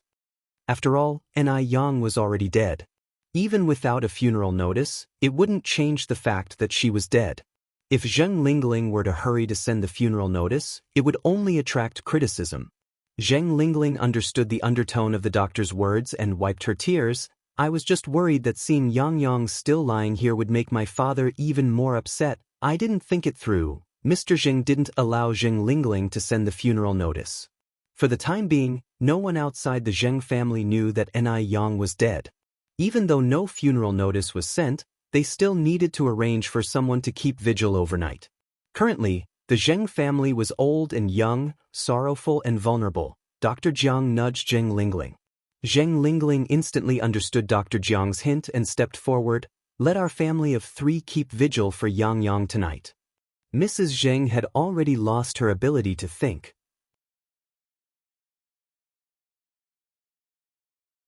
Chapter 899. Enai Zuihua, like old Mrs. Zheng, hugged little Enai Yun and cried until she was gasping for breath. Little Enai Yun still didn't understand what life and death meant, and said blankly, "Mommy, why are you crying? Why won't sister talk to me?" Hearing this, old Mrs. Zheng cried even harder. At this critical moment, only old Mr. Zheng kept a portion of his composure, nodding weakly. "All right, then I'll trouble you, Lingling." Zheng Lingling shook her head. "It's not a bother. I am Yang Yang's aunt. This is what I should do. Dad, please try to console Mom and ask her not to cry. Her health isn't good to begin with. If she harms her health from crying, Yang Yang won't be able to rest in peace down below." Dr. Jiang stepped forward and said, "Then I won't go home tonight either. Just in case something happens to Aching, I'll be nearby to take care of her." Old Mr. Zheng continued nodding. With Enai Yang's death, the entire Zheng family's atmosphere was extremely oppressive. Zheng Xianxia didn't dare reveal her true feelings, and only when the door was closed could she laugh out loud. "Mom, it's great. Enai Yang is finally dead." Zheng Lingling said with a smile, "That little bitch deserved to die long ago. I'm going to call your dad now and tell him to come back quickly." "Dad will be very happy when he hears this news," Zheng Xianxia continued. "Mom, do we really have to keep a vigil for Enai Yang tonight?" Even though Zheng Xianxia was malicious, she was still a woman in her 20s. She had never kept a vigil for the dead before, and facing such an occasion for the first time, she couldn't help feeling panicked. Moreover, Enai Yang had been killed by them. Zheng Xianxia had just recently finished watching a Hong Kong-style ghost movie. Zheng Lingling nodded. "Although Enai Yang is dead, we can't take it lightly. We still have to maintain appearances." Now was the most vulnerable time for the Zheng family, and it was the perfect opportunity for them to show their good side. "Mom, do you think Enai Yang will turn into a vengeful ghost and come for our lives?" Zheng Xianxia asked fearfully. Zheng Lingling laughed outright. "Silly child, there are no such things as ghosts in this world. If there really were ghosts in this world, who knows how many times she would have died already." Zheng Lingling never believed in superstitions. "Really?" Zheng Xianxia swallowed nervously. "Really?" Zheng Lingling nodded, then added, "I've lived for more than 40 years. I've crossed more bridges than you've walked roads. If there really were ghosts, wouldn't I have seen one by now? All right, Xianxia, don't scare yourself. Your dad, your Granny Jiang, and I will all be there. It's not like you'll be alone." With these words, Zheng Xianxia felt much more at ease. Soon, Sun Wu, looking travel-weary, returned from outside. The moment he entered the house, he couldn't wait to confirm with Zheng Lingling, "Is Enai Yang really dead?" "Really dead," Zheng Lingling nodded. A look of joy was difficult to hide on Sun Wu's face. "That's fantastic." Zheng Lingling added, "Be restrained later, don't let your emotions show on your face. Those 2 old fools still haven't accepted the reality, they don't even want to issue a death notice." According to Beijing customs, when someone dies in the family, firecrackers are to be set off. Old Mr. Zheng, however, wouldn't allow the issuance of a death notice, and he didn't even permit the setting off of firecrackers. Who cares whether they issue a death notice or not, as long as she's dead?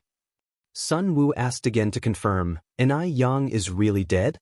There's no mistake, right?"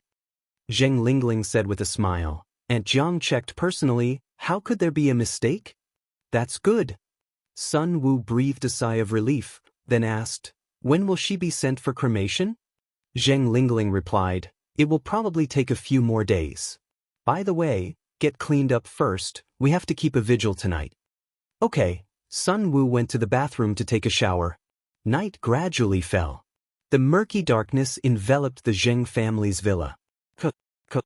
The harsh, hoarse cries of crows came from outside, making people's skin crawl. Enai Yang lay on the spirit bed in the middle of the side hall. A censer burned 3 joss sticks, and beside it was a copper basin where paper money was burning. The burning paper money is also known as journey money. The road to the netherworld is not like the roads amongst the living. Crossing a bridge costs money, ferrying across the forgetful river costs money, and bribing the underworld messengers costs money. Therefore, someone must kneel in front of the basin, constantly burning paper money, and ensuring that the flame does not go out. Zheng Xianjing knelt in front of the basin burning paper money. Hearing footsteps, she feigned sincerity. "Yang, may your journey be smooth. Rest assured, I will take good care of grandfather and grandmother in your place."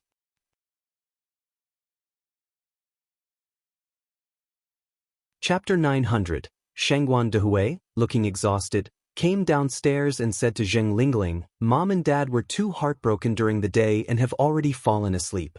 Tingting isn't doing too well either. It's tough for you, brother-in-law, and Xianjing to take care of Yang here." Zheng Lingling nodded her head. "Duhu, rest assured, I'll take good care of Yang. You should go take care of Tingting. I'm worried Yang might not be able to cope with the loss," Sun Wu said. "Brother-in-law, we are all one family, there's no need for talk of hardship. Yang's sudden departure has left all of us deeply saddened. To think such a good child could just sigh. It really seems like the good die young." Shengguan Dehui painfully pinched his temples. Maybe that was just Yang's fate. After pausing, he continued, "Sister, brother-in-law, I'll go upstairs first then. Go on, get some sleep. You'll feel better. The deceased has passed on, the living must go on." Shengguan Dehui turned and went back upstairs. In a blink of an eye, only Zheng Lingling, Zheng Xianjing, and Sun Wu, the family of three, were left in the spacious side hall. The night grew ever darker. It was already deep into the night. Though it was already June, which should be a hot season, there was a bone-chilling coldness in the air. The Zheng family house fell into an eerie silence, without a single sound to be heard. Zheng Xianjing huddled her shoulders. "Mom, I'm a bit scared." For some reason, she always felt something was off, as if a pair of eyes were staring at her from somewhere. "What's there to be afraid of?" Zheng Lingling said nonchalantly. "Aren't Mom and Dad here?"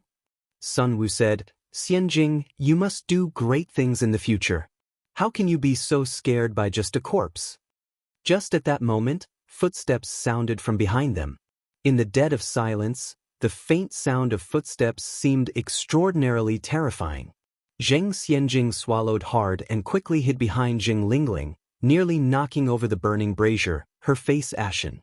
"Xianjing, what's wrong? Why are you so frightened?" A familiar voice filled the air. Zheng Xianjing turned her head to see that it was Dr. Jiang, and she let out a sigh of relief. It wasn't a ghost. Knowing everyone else was asleep, Zheng Lingling dropped the pretense and said with a smile, "This child is afraid of ghosts." Dr. Jiang walked over to Zheng Xianjing. "Xianjing, Grandma Jiang tells you that there are no ghosts in this world, there's nothing for you to be afraid of."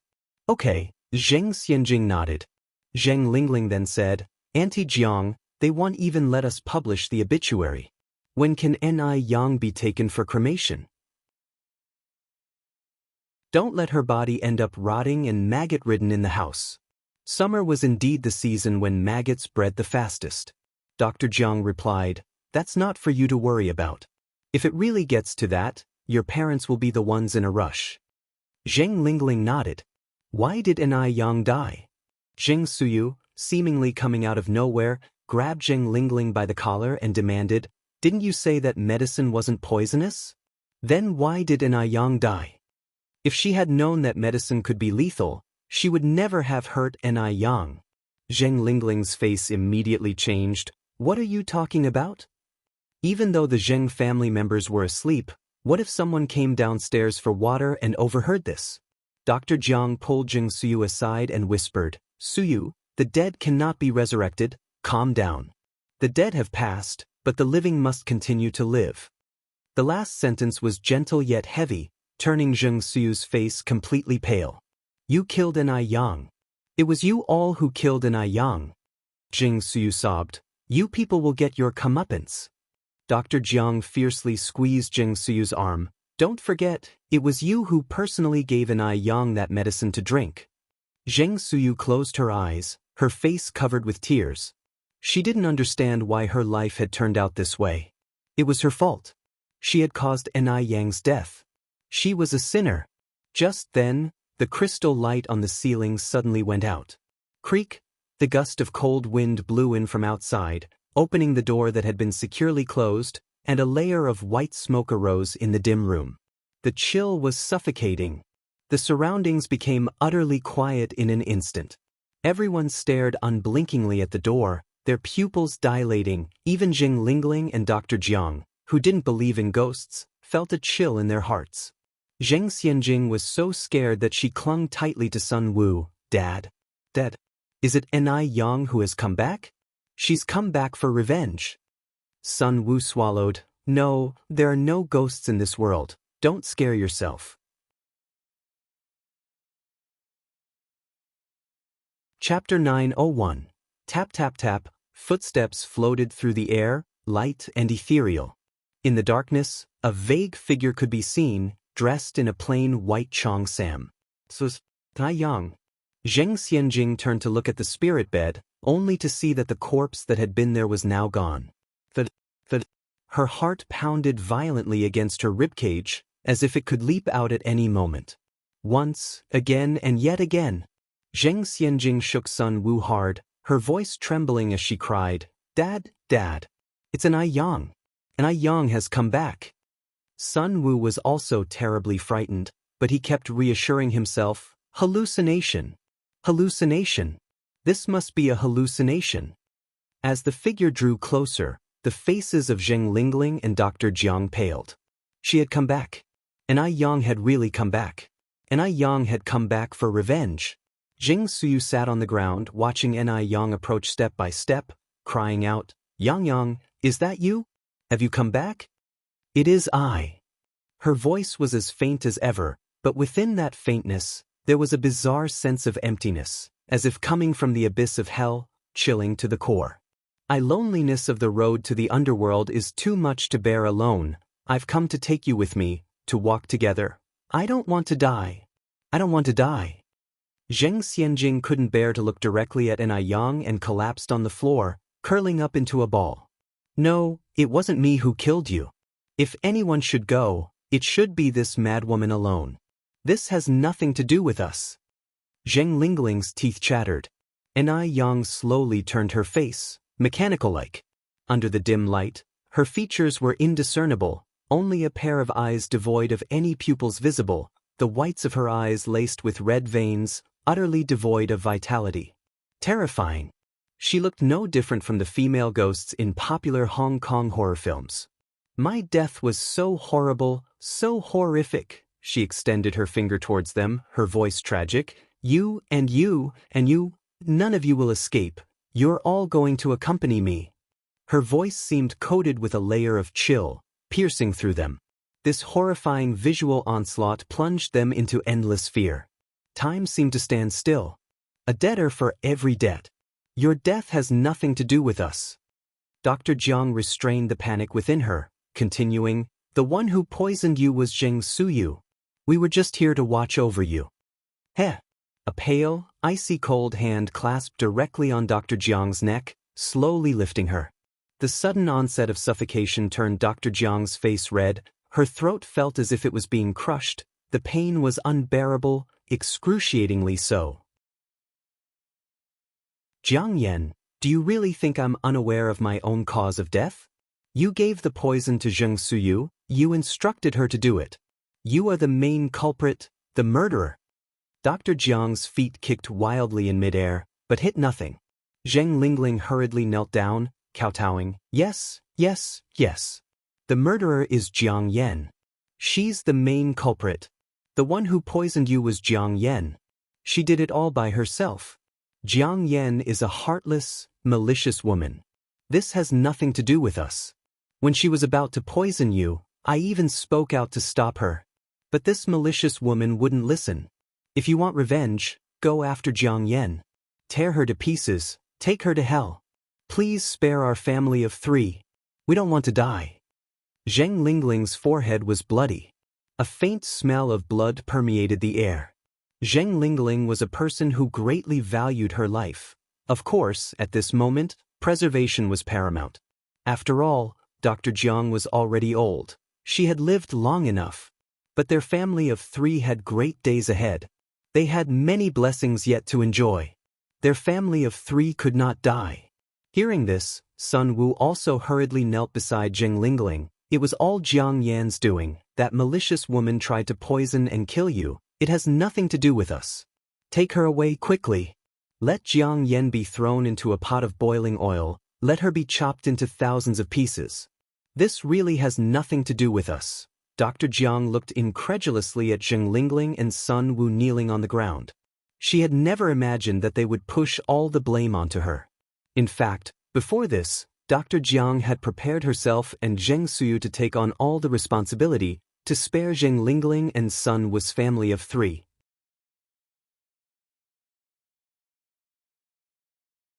Chapter 902. But now, this family of 3 had the audacity to bite back. There was a world of difference between stepping forward voluntarily and being pushed out. At that moment, Dr. Jiang's anger was ignited. The ugliness of human nature was fully displayed. Woo woo. Dr. Jiang painfully struggled. Do you have something to say? Anai Yang asked softly, lowering her eyes. Woo woo. Dr. Jiang nodded. Anai Yang slowly released her. Fine, then I'll let you speak your mind. Dr. Jiang fell to the ground with a thud, her neck now marked by 5 distinct finger marks, gasping heavily. Regaining a bit of strength, she backhanded Zheng Lingling with a slap. Slap. I'll kill you today, you ungrateful daughter. I worked tirelessly to bring you from M country to Beijing, to give you the life of a pampered lady, to eat and drink well every day. And this is how you repay me. Wretch. You're just a wretch. The one who deserves to go to hell, the one who deserves to be fried in oil is you. Wretch. Zheng Lingling was first slapped by Dr. Jiang, then wrestled with her. In that instant, all blood relations and familial love disintegrated. Shattered. It's all your fault. If it weren't for your disgraceful schemes of replacing the peach with the plum and the baby swapping, I would never have ended up in the Zheng family. If I hadn't come to the Zheng family, I wouldn't have been haunted by evil spirits today. I wouldn't have been haunted, and our family of 3 wouldn't be in mortal danger. It's all your fault. All because of you, you evil woman. Ungrateful daughter. Ungrateful daughter. Dr. Jiang angrily said, I, Jiang Yan, have been clever all my life, only to find that I've raised a thankless wretch. Today, I will strangle you to cleanse our Jiang family. She had tried her best to give Zheng Lingling a good life, yet, instead of being grateful, Zheng Lingling had blamed her. Thankless wretches. All of them, thankless wretches. Scoundrel! You don't deserve to be my daughter. Dr. Jiang was truly furious, her handling of Zheng Lingling's hair messy and chaotic, with broken hair all over the floor. The air was tinged with a faint smell of blood. Fearing that Zheng Lingling might get hurt, Sun Wu also joined in. The 3 wrestled together. Bang bang bang. Surrounding vases and antique pieces shattered. At some unknown moment, the crystal lamp above their heads turned on, but the brawlers did not notice and continued to scuffle. Someone closed the door. An aged yet powerful voice echoed through the air. Then came the sound of orderly footsteps. Bang! All doors and windows of the side hall were shut. Then, seen approaching from the doorway were Enai Zihua and Shangguan Dehui, supporting Elder Zheng and his wife. Grandpa, Grandma. Enai Yang removed the mask from her face. The people on the ground only then realized, looking incredulously ahead. Zheng Xianjing stared at Enai Yang and said, You're not a ghost? Enai Yang slightly curved her lips. Of course I am not. You didn't die? Zheng Xianjing widened her eyes. Enai Yang lightly raised an eyebrow. What do you think? In that instant, Zheng Xianjing's blood ran cold, even more frightened than when she first saw a ghost. Because she knew. She was done. She was truly done. At that moment, Zheng Lingling also came to her senses, hastily crawling to Elder Zheng's wife, crying and saying, Mom, it's not like what you've seen. Please listen to my explanation. It's all because of that evil woman. I didn't mean to harm Yang Yang. It was that evil woman, all these ideas were hers. Please forgive us. Get out. Elder Zheng's wife kicked Zheng Lingling away. Old Mrs. Zheng had heard everything. She had heard everything. Zheng Lingling wasn't the daughter of her sister, Chao Lingrui. Zheng Lingling was the daughter of Dr. Jiang. She truly hadn't expected that, all these years, she had been nurturing two ingrates. One was her long-time old sister. One was the daughter she treated as her own. How ironic. Lingling. Where have you hidden Lingling? Old Mrs. Zheng approached Dr. Jiang, grabbing her by the shoulders. Lingling. At this moment, Dr. Jiang remained calm, smiling. Zhao Qing, you've been smart all your life, yet you couldn't even recognize your own niece. How does that feel? Lingling? Lingling. She's dead, Dr. Jiang continued. The person who killed Chao Lingrui was you. If you had realized sooner that Jiang Xiaoman wasn't Chao Lingrui, perhaps Chao Lingrui wouldn't have died. Bastard! You bastard! Old Mrs. Zheng fiercely slapped Dr. Jiang. Dr. Jiang's face was turned aside, a clear slap mark now visible on her cheek. Zhao Qing, today I lost. But I didn't lose to you. Dr. Jiang's face twisted into a mocking smile. I never dreamed that I would be undone by a little girl. She had considered every possibility, but she hadn't anticipated that Ni Yang would blow up. Dr. Jiang had never underestimated Ni Yang. She knew Ni Yang was different from ordinary people, but she had never expected to ultimately lose to Ni Yang. Jiang Yan, my sister treated you well. Why did you treat her this way?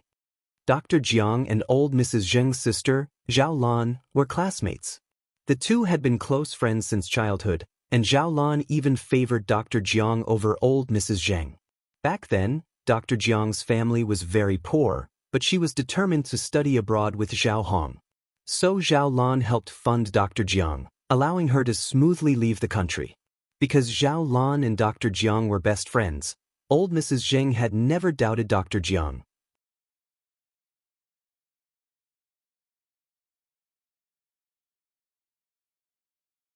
Chapter 903. Retribution is here. Zhao Lan and her husband had no relatives or friends abroad, and in the hasty moments before the plane crash, they left a will entrusting their young daughter Chao Lingrui to Dr. Jiang, hoping Dr. Jiang would take her back to China to find her sister, Zhao Qing. After receiving this news, Dr. Jiang was ecstatic. She swiftly handled Zhao Lan's affairs and set off for China with Chao Lingrui. At the time, Chao Lingrui was just a 7-year-old child. With her parents both dead, Dr. Jiang became her only support. While her parents were alive, she was the cherished pearl in their palms, always able to have whatever she wanted.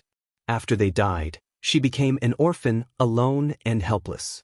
Her formerly gentle aunt suddenly showed her true colors, subjecting her to beatings and scoldings, mockery and sarcasm. Even Jiang Xiaoman, her best friend, began to bully her. Young Chao Lingrui didn't understand why they had become this way. Faced with punches and kicks, she dared not fight back. All she wanted was for Dr. Jiang to quickly take her to Beijing, because her mother had mentioned she had an aunt there. Finally, Dr. Jiang took Chao Lingrui aboard a ship bound for their homeland. Chao Lingrui thought she had finally seen hope, but little did she know, this was just the beginning of her nightmare. Dr. Jiang despised Zhao Lan deeply. She naturally wouldn't bring Chao Lingrui back to a life of comfort. As it so happened, Jiang Xiaoman was about the same age as Chao Lingrui, and so Dr. Jiang schemed a plan to swap the two girls. That night, after brutally beating Chao Lingrui, she stuffed her into a sack and threw her into the deep sea. The sea waters engulfed Chao Lingrui's body. With this, Dr. Jiang finally got her revenge. What good was Zhao Lan's family background? What use was her beauty? What was the point of her marrying well? She still lost to herself. She couldn't even protect her own child. She was utterly defeated. Thinking of this, Dr. Jiang felt an immense satisfaction. Looking up at Madame Zheng, she laughed and said, "You and your stupid sister are the same. You have both lost to me. Ha! Both have lost to me. Do you know how your niece Chao Lingrui died? She drowned in the sea. Just before she died, she begged me like a dog, saying she didn't want to die." Ha! Dr. Jiang laughed loudly and then said, "Oh, And do you know who Jiang Xiaomin is? Jiang Xiaomin is my daughter. Zhao Qing, the daughter you've raised for so many years, is actually Jiang Yan's daughter. Xianjing is also my granddaughter. Zhao Qing, not only have you lost, but you've lost miserably. Your sister Zhao Lan's spirit in heaven will never forgive you. If I am to go to hell, then you'll surely go to hell too. You'll accompany me down there.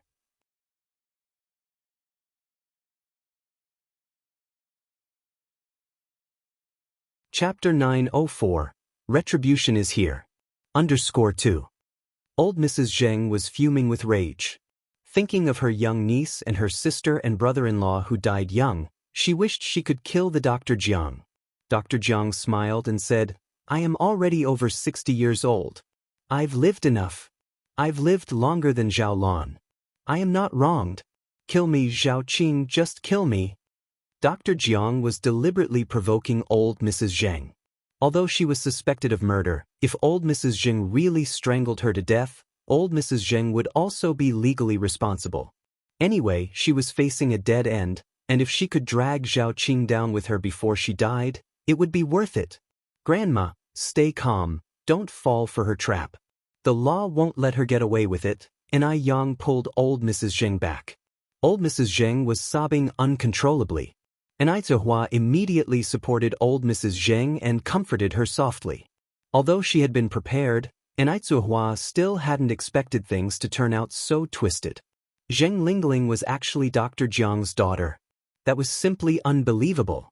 Old Mrs. Zheng turned her head to look at Zheng Suyu. And you, Suyu, you've disappointed me so much. How could you poison Yang Yang? If Yang Yang hadn't noticed something was wrong, she would be dead by now. Why would you conspire with outsiders to harm Yang Yang? Yang Yang is your own grandniece. How could you bring yourself to do it? Why did you do this? Why? Old Mrs. Zheng looked at Zheng Suyu, her emotions on the verge of collapse. These people. One of them was the daughter she had raised for many years. Another was the son-in-law she had personally selected. One was the granddaughter she had watched grow up. Another was an old friend of many years. And another was her own sister-in-law. She could have never dreamed that they would betray her. When Yang proposed this plan, old Mrs. Zheng had thought Yang's idea was absurd. They were her own family. How could she have such suspicions about her own relatives? It was only after Yang's earnest persuasion that old Mrs. Zheng reluctantly agreed to the matter, and she had instructed Yang to apologize to everyone if they couldn't probe anything. But reality had slapped her hard in the face. Sister, I'm sorry.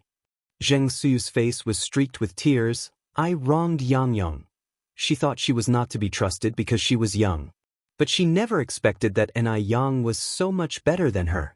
She could only succumb in front of Dr. Jiang. But Yang was able to pull through by her own strength and turn the tides. Suyu, why did you poison Yang Yang? Old Mr. Zheng looked at Zheng Suyu and said, You are not in cahoots with Jiang Yan, right? Did Jiang Yan threaten you? What did she use to threaten you? Zheng Suyu bit her lip, glanced back at Dr. Jiang, and didn't dare to tell the truth. Speak. Old Mr. Zheng shook Zheng Suyu's shoulders. Zheng Suyu opened her mouth and then said, She didn't threaten me, I did it voluntarily. Dr. Jiang had accomplices outside. If she confessed everything, that child would be doomed. At this moment, she couldn't provoke Dr. Jiang. Dr. Jiang sneered. Zheng Jun, you pride yourself on being noble and never doing anything underhanded. You'd never expect that your own sister is a murderer, right? And she wanted to kill your own granddaughter. How does that feel? If there's a hell, there were so many people to accompany her down to its boiling oil cauldrons. With such company on the road to the Yellow Springs, what did she have to fear? Old Mr. Zheng was furious. Speak. Just speak. Zheng Suyu bit her lips tightly, refusing to say a single word. Yang took out a newspaper from the table and handed it to Zheng Suyu. Auntie, in fact, that child died 25 years ago. Zheng Suyu's eyes widened as she felt completely unable to breathe. You're kidding with me, she said. Yang sighed. I'm not joking with you, she's really dead. Just look at this newspaper and you'll understand everything. Jing Suyu took the newspaper, trembling all over. Truly did. The person she had been desperately protecting for 25 years had become nothing but a skeleton, and she was still in the dark. Tears soaked the newspaper. Bao bao bao bao. My bao bao.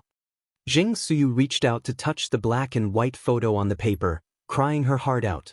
These 2 golden bracelets were placed on Bao Bao's wrist by her own hands on Bao Bao's first birthday.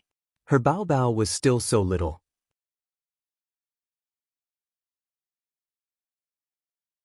Chapter 905. Retribution is here. _3. Dr. Jiang's face subtly changed as he looked at An Yang. You've even found out about this? An Yang's gaze was cold. If you don't want people to know, you shouldn't have done it. Heh. The corners of Dr. Jiang's mouth were filled with a mocking curve. I still underestimated you after all. If Zheng Lingling and Zheng Xianjing were half as smart as An Yang, their family wouldn't have fallen to such a fate. What child? Mr. Zheng was momentarily unable to react. An Yang turned to look at Zheng Suyu. You'd better let grandmother say it. Bao Bao is my child. Zheng Suyu clutched the side of the newspaper with the photo, pressing it tightly against her face. My poor child. Bao Bao. Mr. Zheng was taken aback. Suyu, do you understand what you're saying? Zheng Suyu had never married. How could she possibly have a child? I'm very lucid, brother. I'm very lucid now. Zheng Suyu cried as she recounted the past. Back in the day, Zheng Suyu was not only talented and known as the Belle of Beijing for her intellect, she was also quite beautiful. There's no telling how many talented men bent over backward for her. Those who pursued Zheng Suyu lined up from the gates of Sijio City directly to the gates of the Zheng family home. But a talented woman generally longs for romance. Zheng Suyu looked down on the sons of Sijio City's nobility. Instead, she fell for a poor boy of humble birth. The poor boy was really poor, but he was also really handsome, and he had a sweet-talking mouth. They hadn't known each other for 3 months when Zheng Suyu gave herself to him. Men have a bad tendency. Once they get what they want, they no longer cherish it. After getting together with Zheng Suyu, the poor boy continued his womanizing ways, relying on his looks to flirt around and embrace women from one side to the other. Zheng Suyu was a talented woman with integrity, naturally unable to tolerate such a person, so she cut off all ties with the poor boy. After suffering from a broken heart, the Belle of Beijing lost her former glory, became sullen, and could never recover. It wasn't until one day she discovered she was pregnant. As an unwed woman from a distinguished family, she obviously couldn't publicize her pregnancy, so she made up an excuse to temporarily leave the Zheng family until she gave birth to the child and returned home after its first month. After quietly giving birth, she rented a room outside, hired a wet nurse, and visited her child every few days until one day when she returned home after seeing her child, she happened to see Dr. Jiang and Zheng Lingling quietly plotting something. Because Zheng Suyu had already had her suspicions about these two, she quietly went to the side to listen in. Unexpectedly, she overheard an earth-shattering secret. Turns out, Zheng Lingling was not Zhao Lan's daughter. Zheng Lingling was Dr. Jiang's daughter. The real Chao Lingrui had long been thrown into the sea by Dr. Jiang. Moreover, Zheng Suyu overheard that Dr. Jiang had instructed Zheng Lingling to put slow-acting poison in Granny Zheng's chicken soup. They wanted to poison Granny Zheng to death. Upon hearing this, Zheng Suyu was scared stiff. As the Belle of Beijing, the greatest blow in her life had been being betrayed by a man. She had never encountered something like this before. For a while, she didn't know what to do. In her panic, she knocked over an antique vase beside her. Zheng Suyu immediately ran away, intending to tell Granny Zheng and Mr. Zheng about the plot. Unfortunately, Granny Zheng and Mr. Zheng were out on business that day, and Zheng Suyu waited a long time without them returning. At this time, Dr. Jiang came with a bowl of medicine, smiling at Zheng Suyu. The wet nurse taking care of your daughter is my sister-in-law. Zheng Suyu was stunned at the moment. Her mind was consumed with why Dr. Jiang knew about this.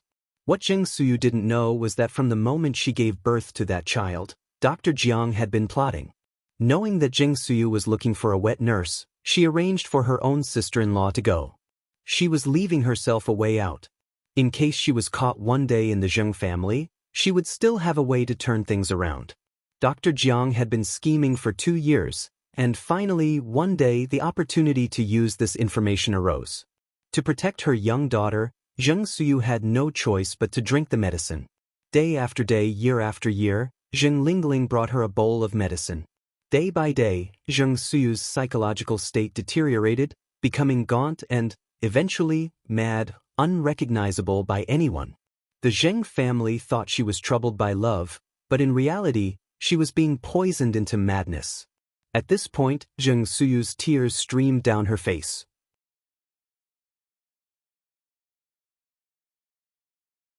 Chapter 906, Retribution is Here. _4. Suyu, why didn't you tell me these things? I am your brother. Old Master Zheng's voice was filled with sorrow. Foolish. Suyu, you've been too foolish. If Zheng Suyu had spoken out earlier, things wouldn't have turned out this way. Zheng Suyu cried, I didn't know how to tell you, my Bao Bao was in their hands, if I had told you, Bao Bao would have lost his life. At that moment, she couldn't care about anything else. All she wanted was to protect her child. But you still failed to protect that child. A year later, that child met a violent death, said Ni Yang in a shallow tone. If you had told Grandma and Grandpa about this earlier, perhaps that child might not have died. Just like this time, if you had trusted me, I wouldn't have had to resort to blowing things up. Have you ever thought, if I didn't have medical skills, today it wouldn't have been as simple as just being blown up?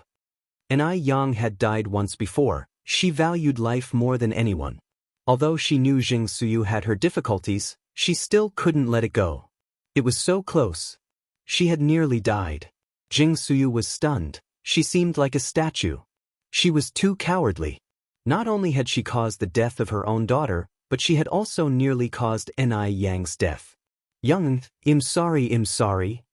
Zheng Suyu cried out in apology, then suddenly pulled out a dagger from nowhere and charged toward Dr. Jiang. Bitch! Give me back my daughter!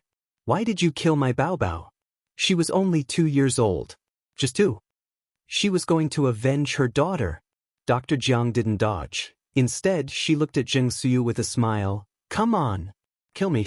Stab me here. Zheng Suyu, if you're still a mother, then hurry up and avenge your pitiful daughter. Otherwise, I will look down on you. Already at the peak of her rage, Zheng Suyu's anger was further ignited by these words. Old Master Zheng hugged Zheng Suyu tightly. Suyu, don't be impulsive. I'm going to kill her. Suyu, brother is begging you. Please don't do anything foolish. Old Master Zheng knelt down before Zheng Suyu. The Zheng family was already shattered. He couldn't let anything happen to Zheng Suyu. Brother, don't do this. Zheng Suyu also knelt down, and the siblings sobbed together. Dr. Jiang sat on the ground, laughing wildly. That's when the sound of police sirens came from outside. Several police officers, led by the butler, walked into the side hall.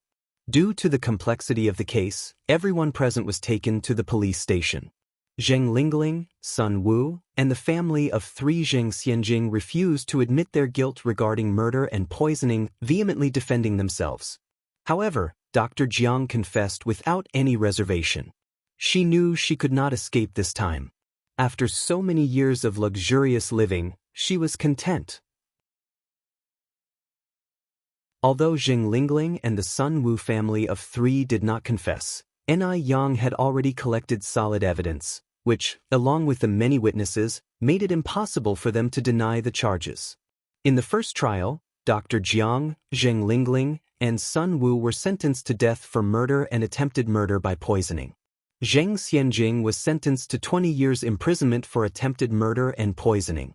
Zheng Suyu and Old Master Zheng went to Hospital No. 68's mortuary to retrieve the child's body. After 25 years, they saw the pitiful child again. Zheng Suyu's emotions completely collapsed.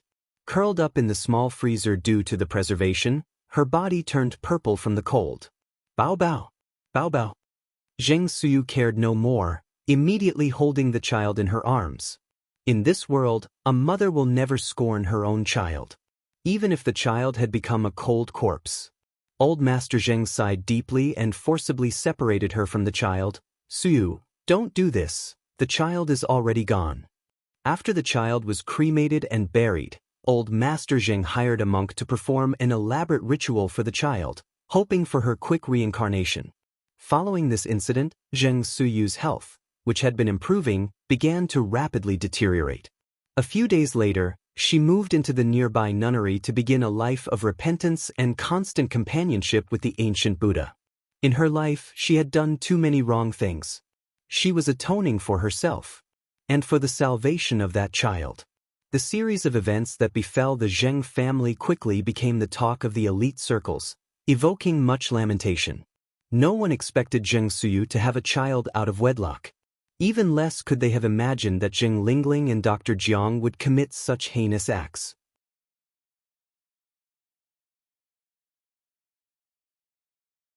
Chapter 907. Retribution is here. _5. Dr. Jiang, Zheng Lingling, and Sun Wu were executed that day. Old Mrs. Zheng bought lots of joss paper, took it to the crossroad and burned it. Sister, brother-in-law Lingling, I've wronged your family of 3. It was my lack of discernment, fostering a tiger to invite trouble. Today is the day that ungrateful family was shot. Sister, brother-in-law Lingling, can you see this? Strangely enough, though it had been clear skies, rain began to fall in the afternoon. The rain continued for 2 days. By the second day, the weather cleared up. With such a major incident in the Zheng family, Xianxia and Shangguan Dehui feared that staying in the old Zheng house might be too emotionally painful for the 2 elderly, as every corner reminded them of Zheng Lingling, Sun Wu, and Zheng Xianjing. Thus, they suggested that the elders move to Jinghua village with them. The roads to Jinghua village had been fixed, making transportation convenient, and the village had fresh air. Plus, the Ni family's house was well renovated and more comfortable to live in. Old Mr. Zheng and Old Mrs. Zheng were very willing. That very day, they dismissed all the servants of the Zheng family and moved to Jinghua village. Ni Zihua and Shangguan Dehui had moved from Jinghua village to the Zheng house in winter, and now, they were moving back in the summertime. Learning that Ni Yang and the others had moved back, the villagers of Jinghua village were very happy. Worried they might have nothing to eat upon just returning, each household brought over a lot of food. Old Mrs. Zheng said with a smile, "The people here are really warm-hearted." Old Mr. Zheng nodded, "Indeed." Seeing that Old Mr. Zheng and Old Mrs. Zheng had moved over, Ni Yang said, "Why don't we bring Grandma over too?" Ni Yang was referring to Old Mrs. Shangguan. The Shangguan family only had Old Mrs. Shangguan by herself, with Shangguan Su and Shangguan Shi living outside. They usually only came back on weekends, and sometimes they didn't return for weeks.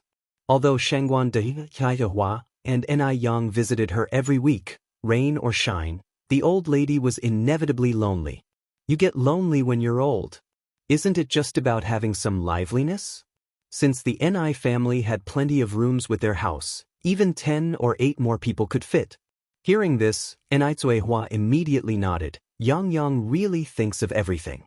I've been so busy I didn't even consider it. Your dad and I will go and bring Grandma over now. Old Mrs. Zheng and Old Mr. Zheng also nodded in agreement. That's right, that's right.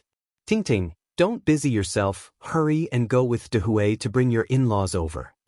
Ni Yang then said, I can drive to pick her up, you both stay home and get things ready. Ni Zuihua exclaimed in surprise, Yang, when did you learn to drive? She didn't even know. Ni Yang smiled and said, Mo Qishan taught me. She had to bring up Mo Qishan to avoid her mother's suspicion. Oh. Ni Zuihua didn't suspect anything and continued, then drive slowly and be careful on the road. I will, don't worry. Old Mr. Zheng called out to Ni Yang, Yang, wait a moment. What is it, Grandpa? Ni Yang turned back to look at Old Mr. Zheng. Old Mr. Zheng continued, Yang, your grandma will be here soon. To avoid calling someone wrong in the future, you should call us Grandpa and Grandma from now on.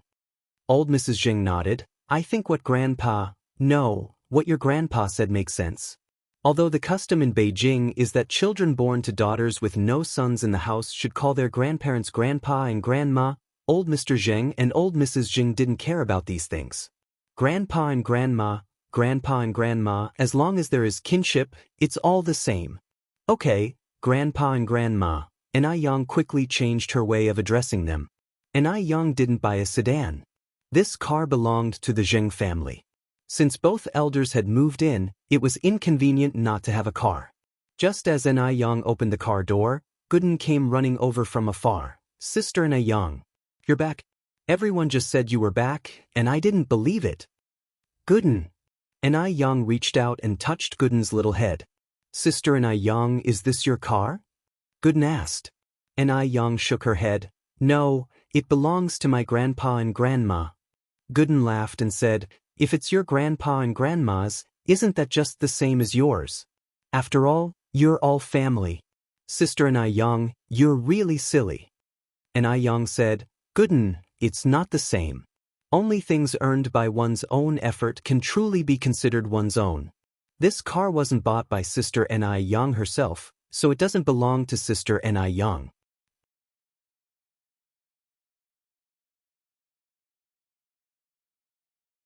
Chapter 908. Retribution is here. _6. Oh, I see. Gooden nodded, not quite understanding, then asked, Sister Ai Yang, can you still drive? And Ai Yang nodded. Wow! Gooden exclaimed with admiration, Sister Ai Yang, you're amazing. My older sister can't even drive. And Ai Yang opened the car door. Do you want to get in? Shall I take you for a ride? Gooden hesitated, then said, Sister Ai Yang, you have things to do, I won't bother you. And Ai Yang smiled and said, I'm going to the city to pick up my grandma and bring her home. If you're free, you can join me. I'll be nice to chat on the road, and anyway, my grandma is no stranger. Sure. Gooden was thrilled and immediately got into the car, sitting in the passenger seat.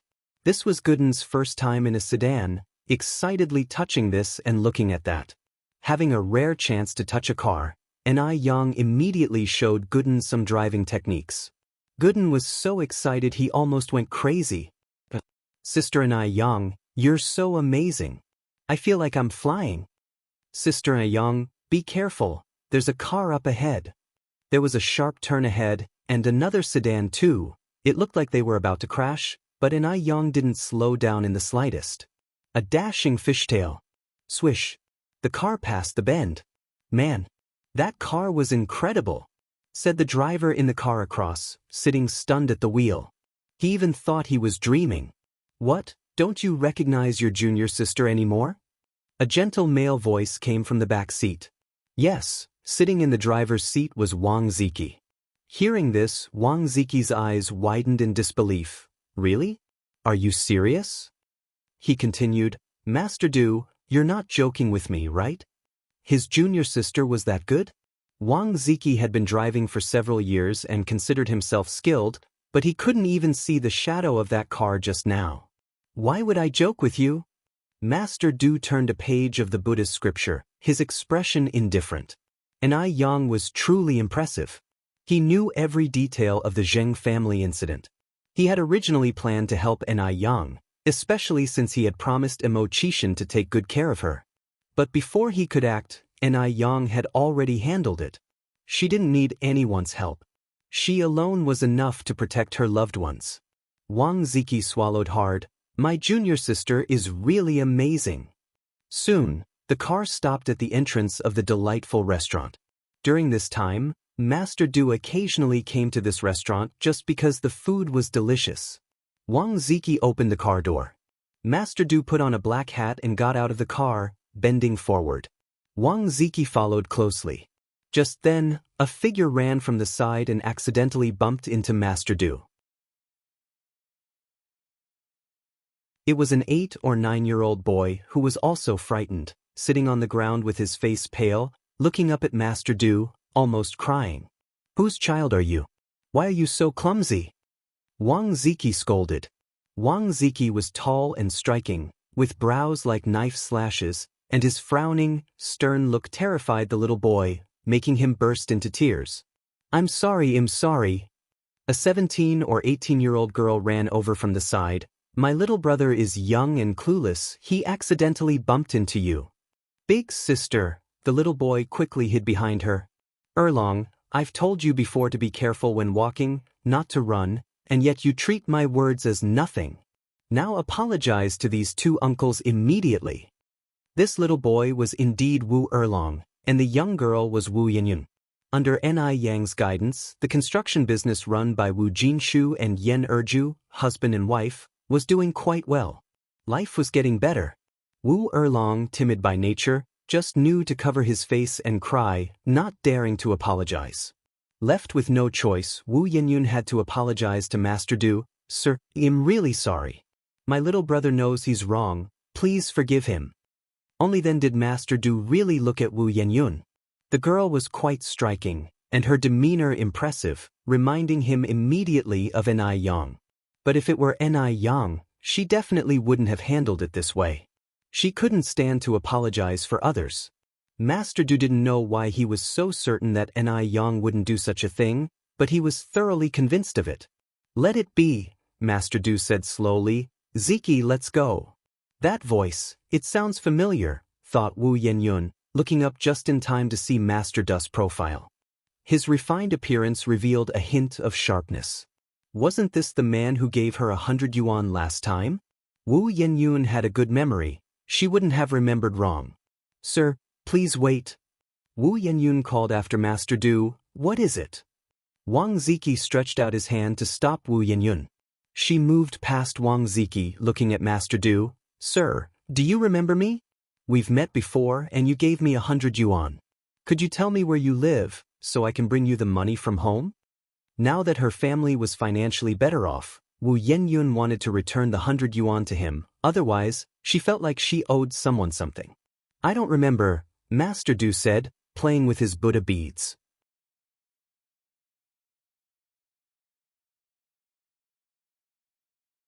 Chapter 909. Teaching you a lesson. Yi had seen countless people in his life, so why would he waste time on a young girl head only met once? He really didn't remember Wu Yanyan.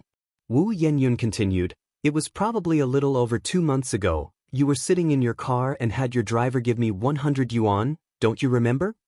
Yi frowned and thought for a moment. There seemed to be a faint impression. The last incident was my driver's fault, the money was compensation to you, you don't need to return it. Having said this, Yi turned his head to Wang Ziki. Let's go. Okay, Wang Ziki nodded. Wait. Wu Yanyan hurried to catch up with the two men's pace. 100 yuan might be less than a drop in the ocean for Yi, but to Wu Yanyan, it was a fortune. Before she hadn't encountered Yi, it would have been fine, but now that she had, she couldn't just take 100 yuan from someone for nothing.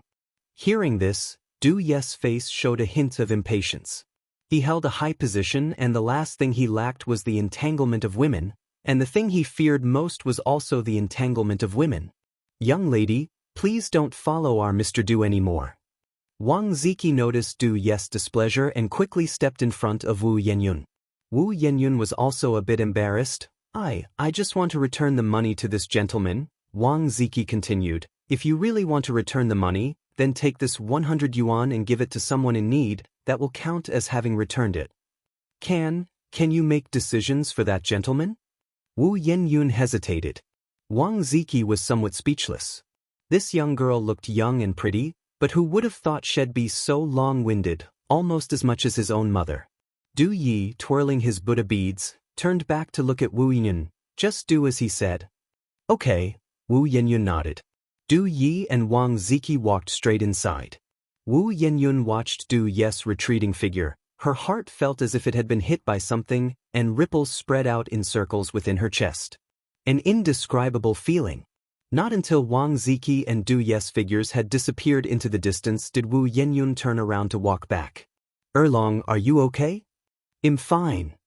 Wu Erlong had been frightened, wiping away tears with his sleeve. Wu Yanyan squatted down and patted the dust off Wu Erlong. How many times have I told you, don't run when you walk, watch the road. Today it was those two gentlemen being reasonable. If you met someone not so reasonable or a frail elder, then you would be in deep trouble. Big sister, I know, Wu Erlong nodded, looking wronged. On the other side. and Yang brought Guden to the Shangguan family. Old Madame Shangguan was watering the flowers in the garden. Even though the Shangguan family had many servants, the old lady still cut a solitary figure. Grandma.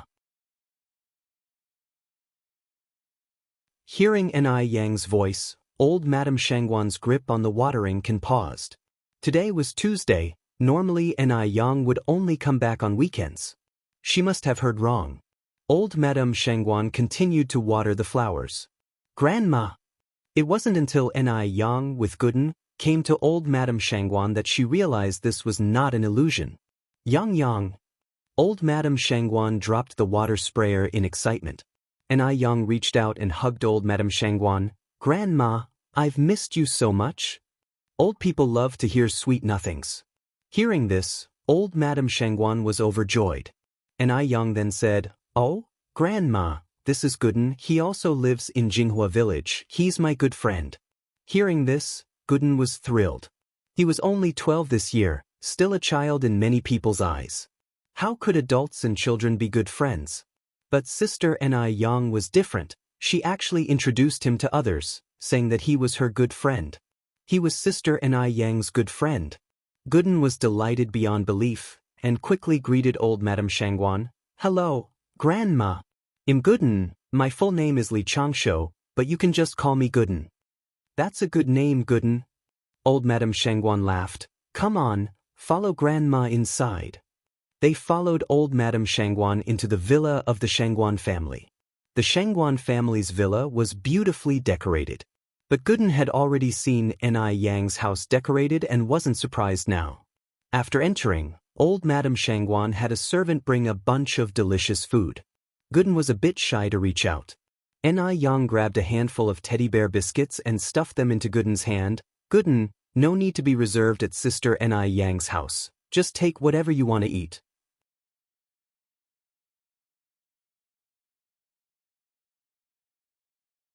Chapter 9-10.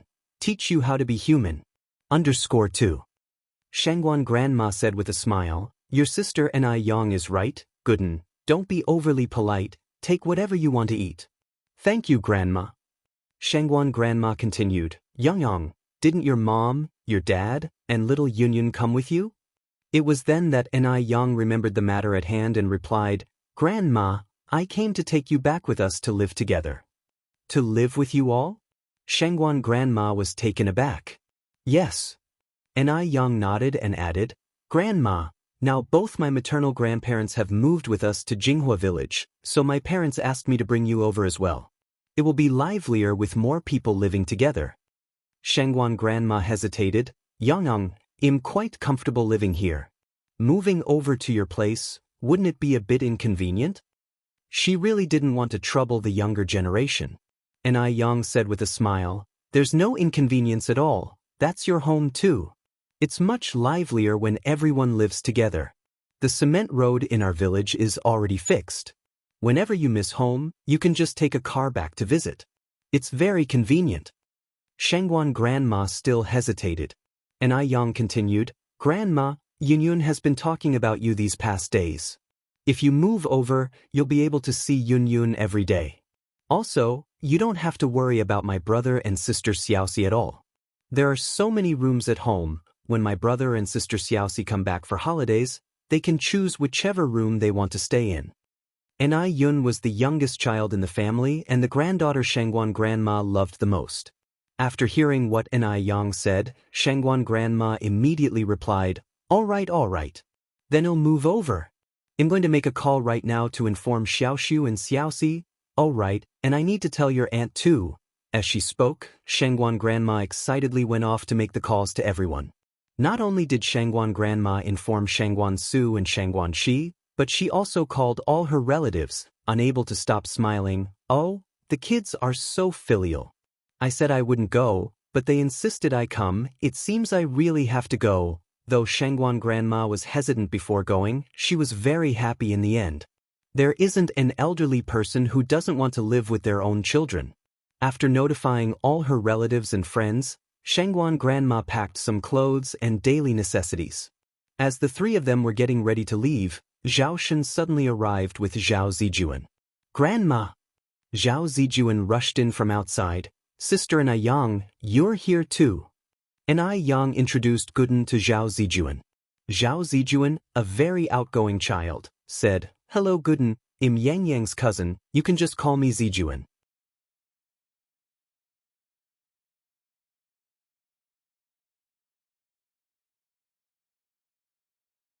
Chapter 911. Teach you how to behave. _3. Since Shangguan Farong and he no longer had a chance, it was better for Zhao Shen to find someone new early on. After all, he was bound to remarry sooner or later. To let him remarry? Upon hearing this, Zhao Shen's heart skipped a beat, and he said to old lady Shangguan, Mom, could it be that Farong has already, could it be that Shangguan Farong had found someone in such a short time? Old lady Shangguan understood what Zhao Shen was implying and shook her head. Farong comes back only once a month now. I'm not very clear about her personal affairs. I'm just saying that you should find someone new sooner. Shangguan Farong took Zhao Ziqing to Hetian City next door, sometimes not even returning once a month. Old lady Shangguan really didn't understand her personal affairs, but knowing Furong's personality, she probably wouldn't find someone else so quickly. Hearing this, Zhao Shen breathed a sigh of relief. Old lady Shangguan continued, By the way, how has your mother been recently? Zhao Shen nodded. My mom is very well now. You don't need to worry. That's good. Zhao Shen turned to look at Anai Yang and asked, Did Yang Yang come today to take your grandma to Jinghua village? Anai Yang nodded, Yes. The countryside has good air, suitable for the elderly. Zhao Shen made some small talk before getting to the point. Yang, your aunt listens to you the most now. Could you help me persuade her? I really regret it. I know I was wrong, and as long as she is willing to give me another chance, I'll do whatever she asks. Since the series of events, Ni Yang's position in Shangguan Furong's heart was different. Whatever Ni Yang said, she would certainly listen. Ni Yang smiled slightly and said tactfully, Uncle, I'm flattered that you think so highly of me, but I might disappoint you. I'm still a child after all. It may not be appropriate for me to interfere with you and Auntie's affairs. Ni Yang really didn't want to get involved in this matter, because Zhao Shen made a mistake that no woman in the world would forgive. Whether to forgive Zhao Shen and get back together with him was something for Shangguan Farong to consider on her own. Outsiders shouldn't forcefully interfere. Zhao Shen was a clever man. He understood the subtext of Ni Yang's words and sighed, Okay, fine, I understand. After sitting at the Shangguan family's home for a while, Zhao Shen bid farewell to old lady Shangguan. Ni Yang said, Uncle, even though you and Auntie are divorced now, we're still relatives. Zijuan is still Grandma's grandchild, and I am still Zijin's cousin. If you have time, remember to take Zijuan to Jinghua village for a visit, as Grandma is going to be staying there regularly from now on. Zhao Shen nodded, Okay, Yang, I got it. After Zhao Shen left with Zhao Zijuan, Ni Yang also took old lady Shangguan and Gooden back to the village. The car played the operas old lady Shangguan loved to hear. The elderly woman smiled all the way there. When they got back to Jinghua village, it was already after 3 in the afternoon. The house had already been nearly put in order by Ni Zuihua and Shangguan Dehui. Considering the elderly's mobility issues, Ni Zuihua and Shangguan Dehui decided to arrange the first-floor room for the 3 seniors. The 3 seniors naturally had no objections. When Ni Chengui came back in the evening and saw that Ni Zuihua and the others had returned, he couldn't have been happier. He hugged Ni Zuihua excitedly. Oh, Yang mom, you're back. You have no idea how boring it was without your family around. Even the food didn't taste as good as before. Ni Zuihua laughed and said, Then tonight you must eat a few more bowls. Certainly will, Ni Chengui said. Yang's mom, it's been such a long time since I've had your cooking. Ni Zuihua continued, Sister Chengui, what do you want to eat tonight? I'll cook anything for you. Ni Chengui listed 3 dishes she wanted. After the dishes were ready that evening, Ni Zuihua served a separate portion of each dish for Ni Yang to take to Granny Lu. The weather wasn't good that night, with dark clouds covering the moon and stars, making everything pitch dark.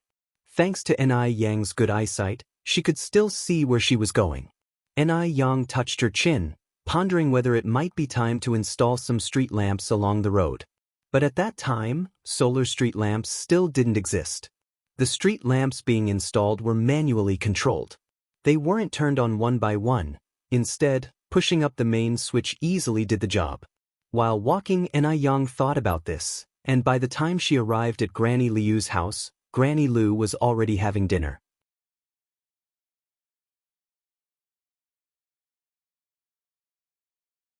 Chapter 9:12. Teach you how to behave.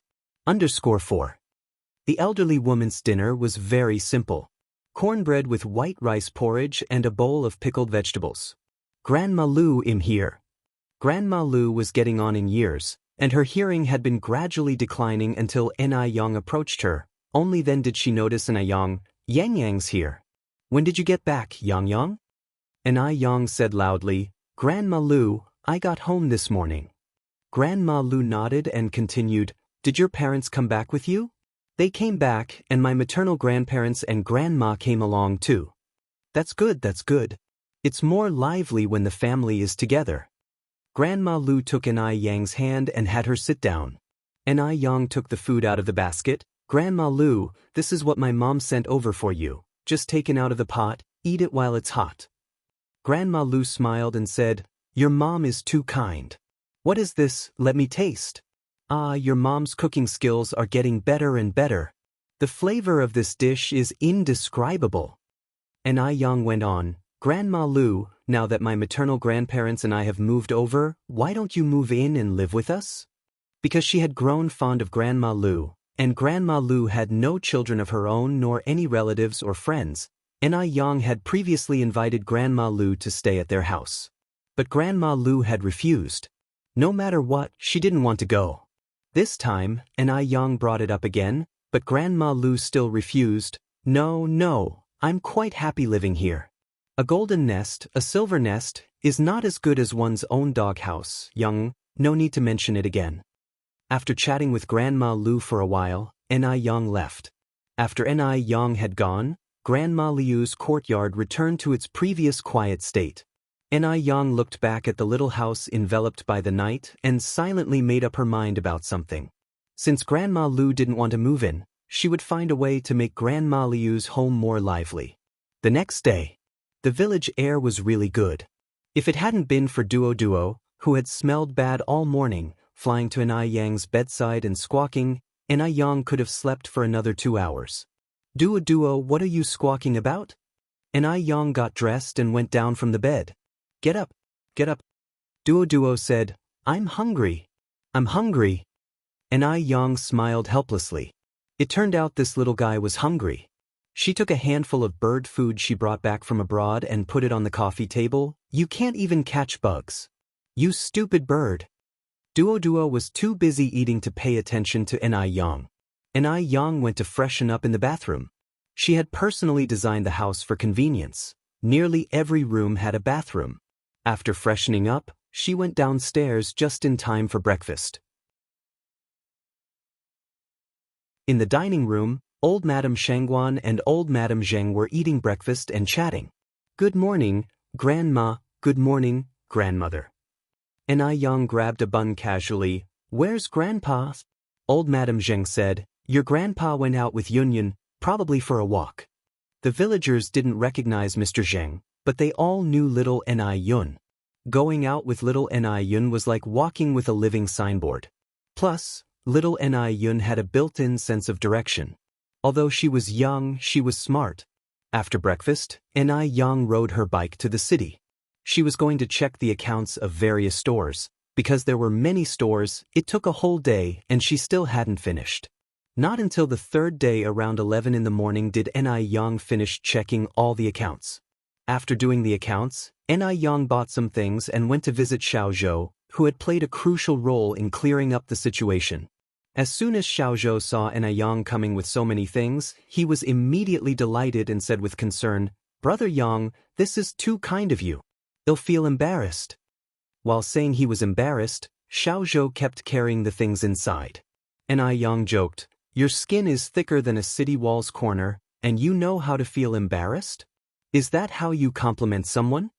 Xiaozhou pushed Ni Yang lightly and then asked, "By the way, with such a big event at your house, are you okay?" Ni Yang raised an eyebrow slightly. "Your brother Yang is so capable, what could possibly go wrong?" Xiaozhou continued, "How's your family?" While Xiaozhou was a detective, he didn't investigate every single matter. If he had to look into everything, how much effort would that take? Ni Yang succinctly told about the fate of Zheng Lingling, Sun Wu, and Zheng Xianjing's family of 3.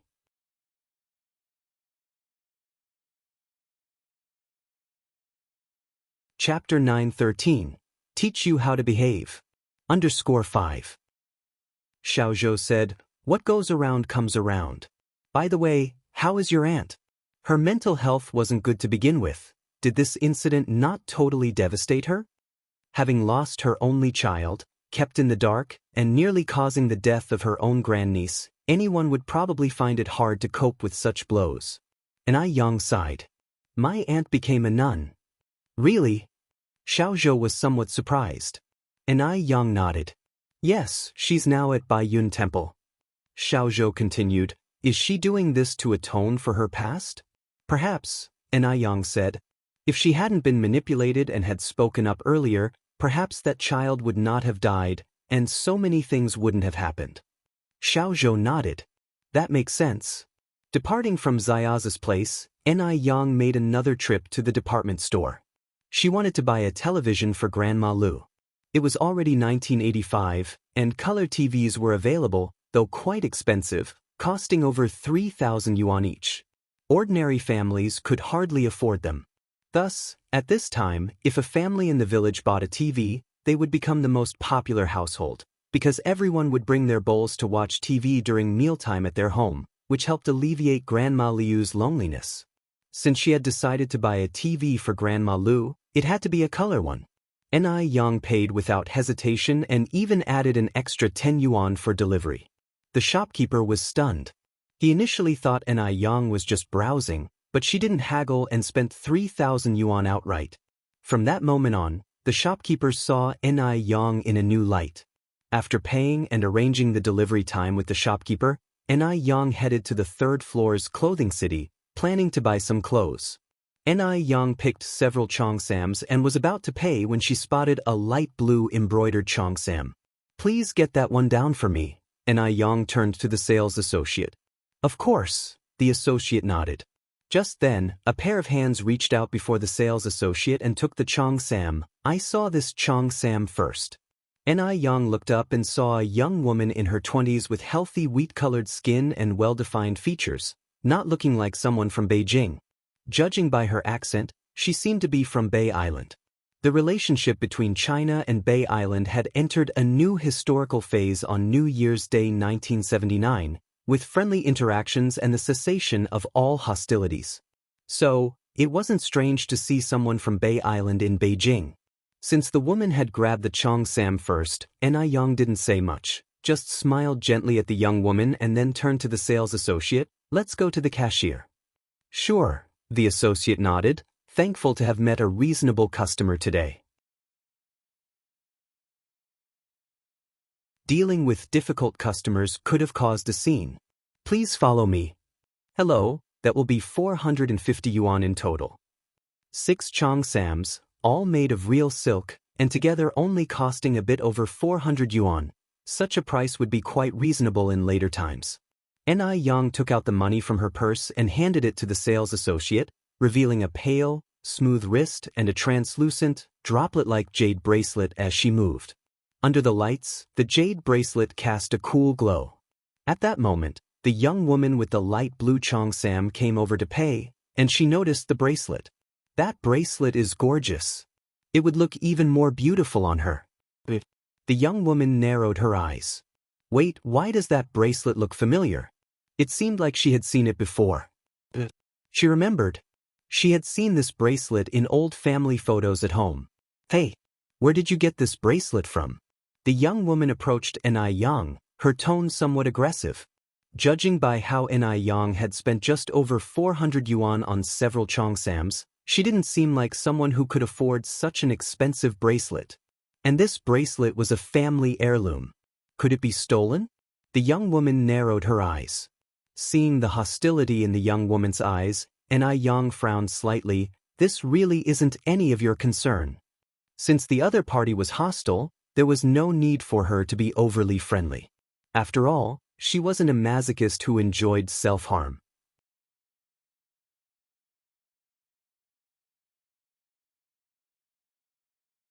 Chapter 9:14. Teach you how to behave. _6. You have no manners at all, do you? The young woman angrily said. Is this how everyone from Beijing answers questions?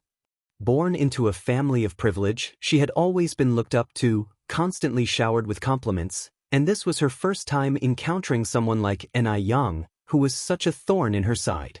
Yang slightly raised her eyebrows, retorted, Comrade, do you even know what manners means? If you're so mannerly, is this the attitude you use to ask questions of others? How can you speak like that? The young woman was about to explode with anger. This brash young girl had no sense at all. How dare she be so insolent? Would anyone dare to do this to her on Taiwan Island? Yang shrugged slightly. I speak just like this. What's the matter? Do you have a problem? After speaking, she continued, even if you have an issue, keep it to yourself. I'm not your mother, why should I pander to you? Having said this, Yang picked up her clothes and turned to leave. As she turned, her black hair traced a perfect arc through the air, exuding an air of authority and beauty, extremely eye-catching. The young woman, now seething with rage, immediately followed and grabbed Yang by the wrist. You vile girl, you're not going anywhere. Yang glanced back with a slight curl of her red lips. Let go. Two softly spoken words, yet they carried a chill. Vile girl. You can't leave. Tell me, where did you get that bracelet? Not letting go, huh? Yang smiled. Then don't regret it later. Since no one in your family taught you how to behave, I suppose I'll reluctantly step in. Having said that, Yang slowly withdrew her hand. She seemed not to use much strength, yet the young woman couldn't muster any resistance. Bang! Due to the sudden inertia, she lost her balance and fell hard to the ground, in unbearable pain. Yang looked down at her, lightly dusted off her hands. Beijing isn't your home, nor is it a place for you to throw your weight around as a spoiled rich girl. If you bother me again, consider the consequences. Unable to best Yang in a fight, the young woman waited until Yang's figure disappeared at the entrance before she dared to curse loudly. It hurts so much. Vile girl. Vile girl. I'll kill you. Miss, are you all right? Seeing the commotion, a servant who had come with her immediately ran over. The young woman's features were twisted in anger. I'm so furious. That vile girl. Why didn't you come over just now? Sorry, miss, I didn't see what happened. Useless. The young woman slapped the servant, then reached into her pocket and pulled out a 100 renminbi note. Take this money and buy some medicine. Nowadays, everyone is equal, and servants have rights. Employers can't just beat them as they please. But money can solve anything. The servant took the money and caught up with the young woman. Miss, wait for me. As long as the pay was right, even getting beaten up 100 times a day wouldn't matter.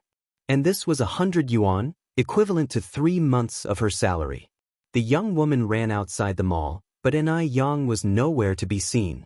Fuming, she got into a sedan and slammed the car door shut. Back to the mansion. Okay. Seeing her so angry, the driver subconsciously shrank his neck. The young lady was not an easy one to please.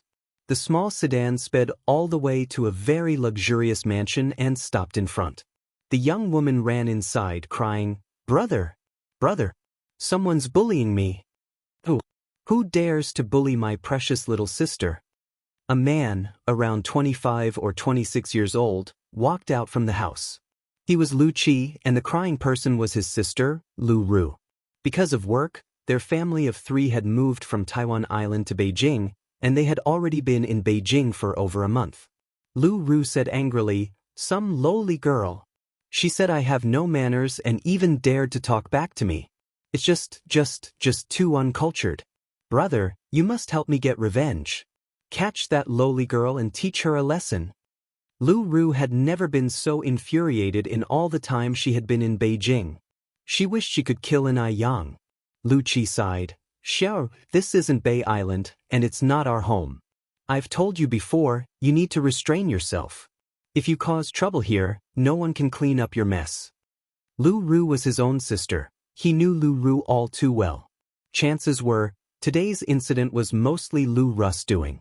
Lu Ru had originally expected Lu Qi to vent her frustration, but instead, Lu Qi turned around and blamed her, which made her even angrier. Are you even my real brother? I'm not talking to you anymore. I'm going to find Dad. Lu Qi could only shake his head helplessly. Lu Ru stormed off towards Father Liu's room. Inside the room, the young Mother Lu was giving Father Lu a massage. Lu Ru's sudden entrance took the couple by surprise. Mother Lu frowned and said, "Child, how can you come in without knocking?" Lu Ru went straight to Father Lu, hugged his neck, and started to coo and complain. She briefly explained what had happened. Dad, you must stand up for me. That lowly girl was just too hateful." Father Lu was approaching his late 70s this year, and Lu Ru was only 20 years old. As a late-life daughter, he doted on her especially, fulfilling almost her every wish, and smiled, saying, "There, Dad will get your revenge. Xiaru, don't be angry anymore. A girl looks worst when crying." Mother Lu laughed. "These girls in Beijing just don't have the discernment. They don't even see whose daughter you are to dare provoke you. Xiaru, just wait, your dad will surely get revenge for you." Father Lu was almost 80 this year, but Mother Lu was only in her 50s, and she kept herself well maintained, looking almost like someone in their 30s or 40s, with a particularly elegant air and a pretty face. Lu Ru inherited her skin from Father Lu, and her looks from Mother Lu. Seeing both parents on her side, Lu Ru was overjoyed and added, "Right, I also saw that bracelet on that lowly girl's wrist." "What bracelet?" Father Lu asked. "The bracelet from that old photo. That bracelet is really pretty. It looks so much better than in the photo." At the end of her statement, Lu Ru's eyes lit up. "Dad, my grandaunt must still be alive. Can't we find her soon?" Before Father Lu could speak, Mother Lu was beside herself with excitement, grabbing Lu Ru's arm. "Xiaru, did you really see it? That means your grandaunt is still alive." "Really?" Lu Ru nodded. "Mom, think about it, have I ever misjudged any fine thing I've seen? Would I make a mistake?" Father Lu frowned and then said, "But there's always a bit of a discrepancy between a photo and the real thing.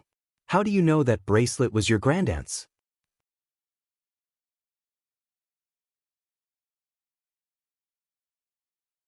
Chapter 9:15. This is too amazing. Lu father always felt there was something fishy about this matter without seeing the actual item.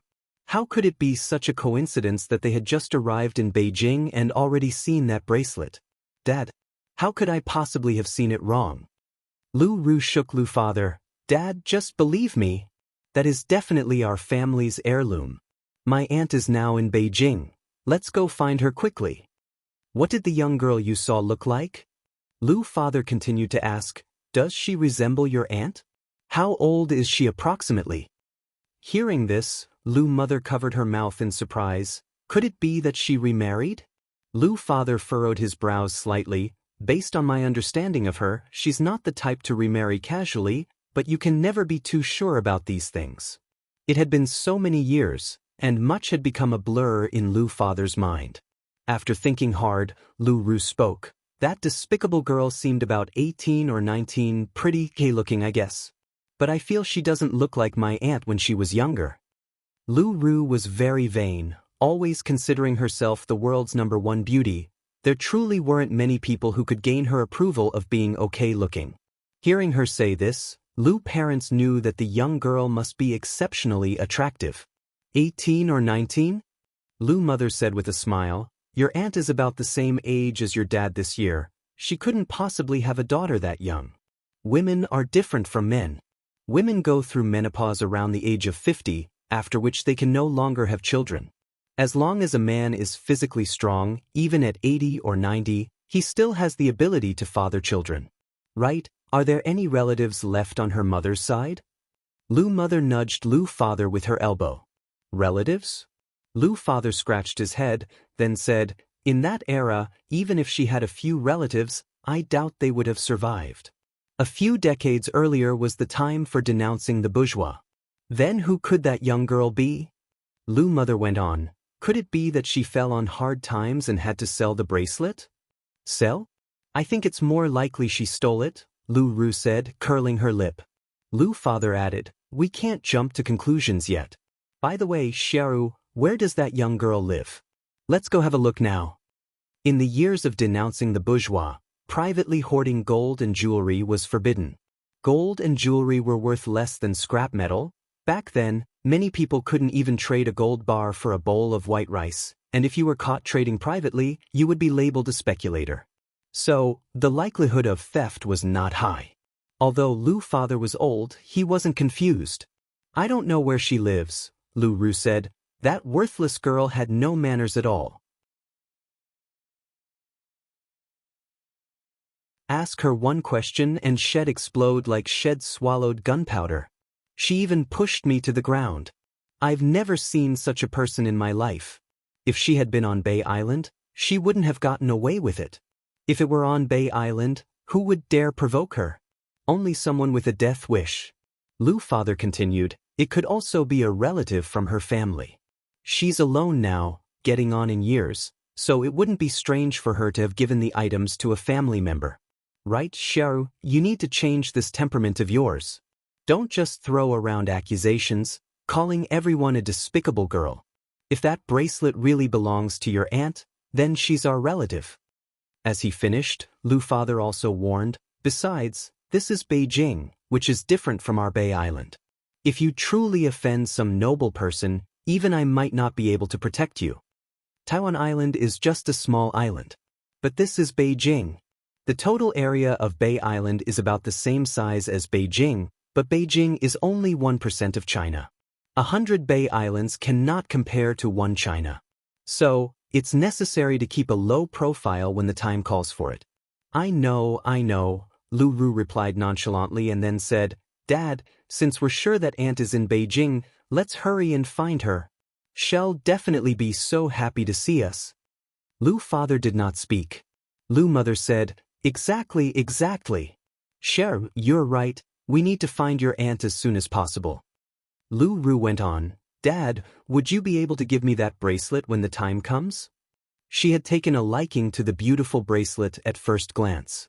Lu mother said with a smile, Of course, well, give it to you. Your dad and I have only you for a daughter. Who else would we give it to if not you?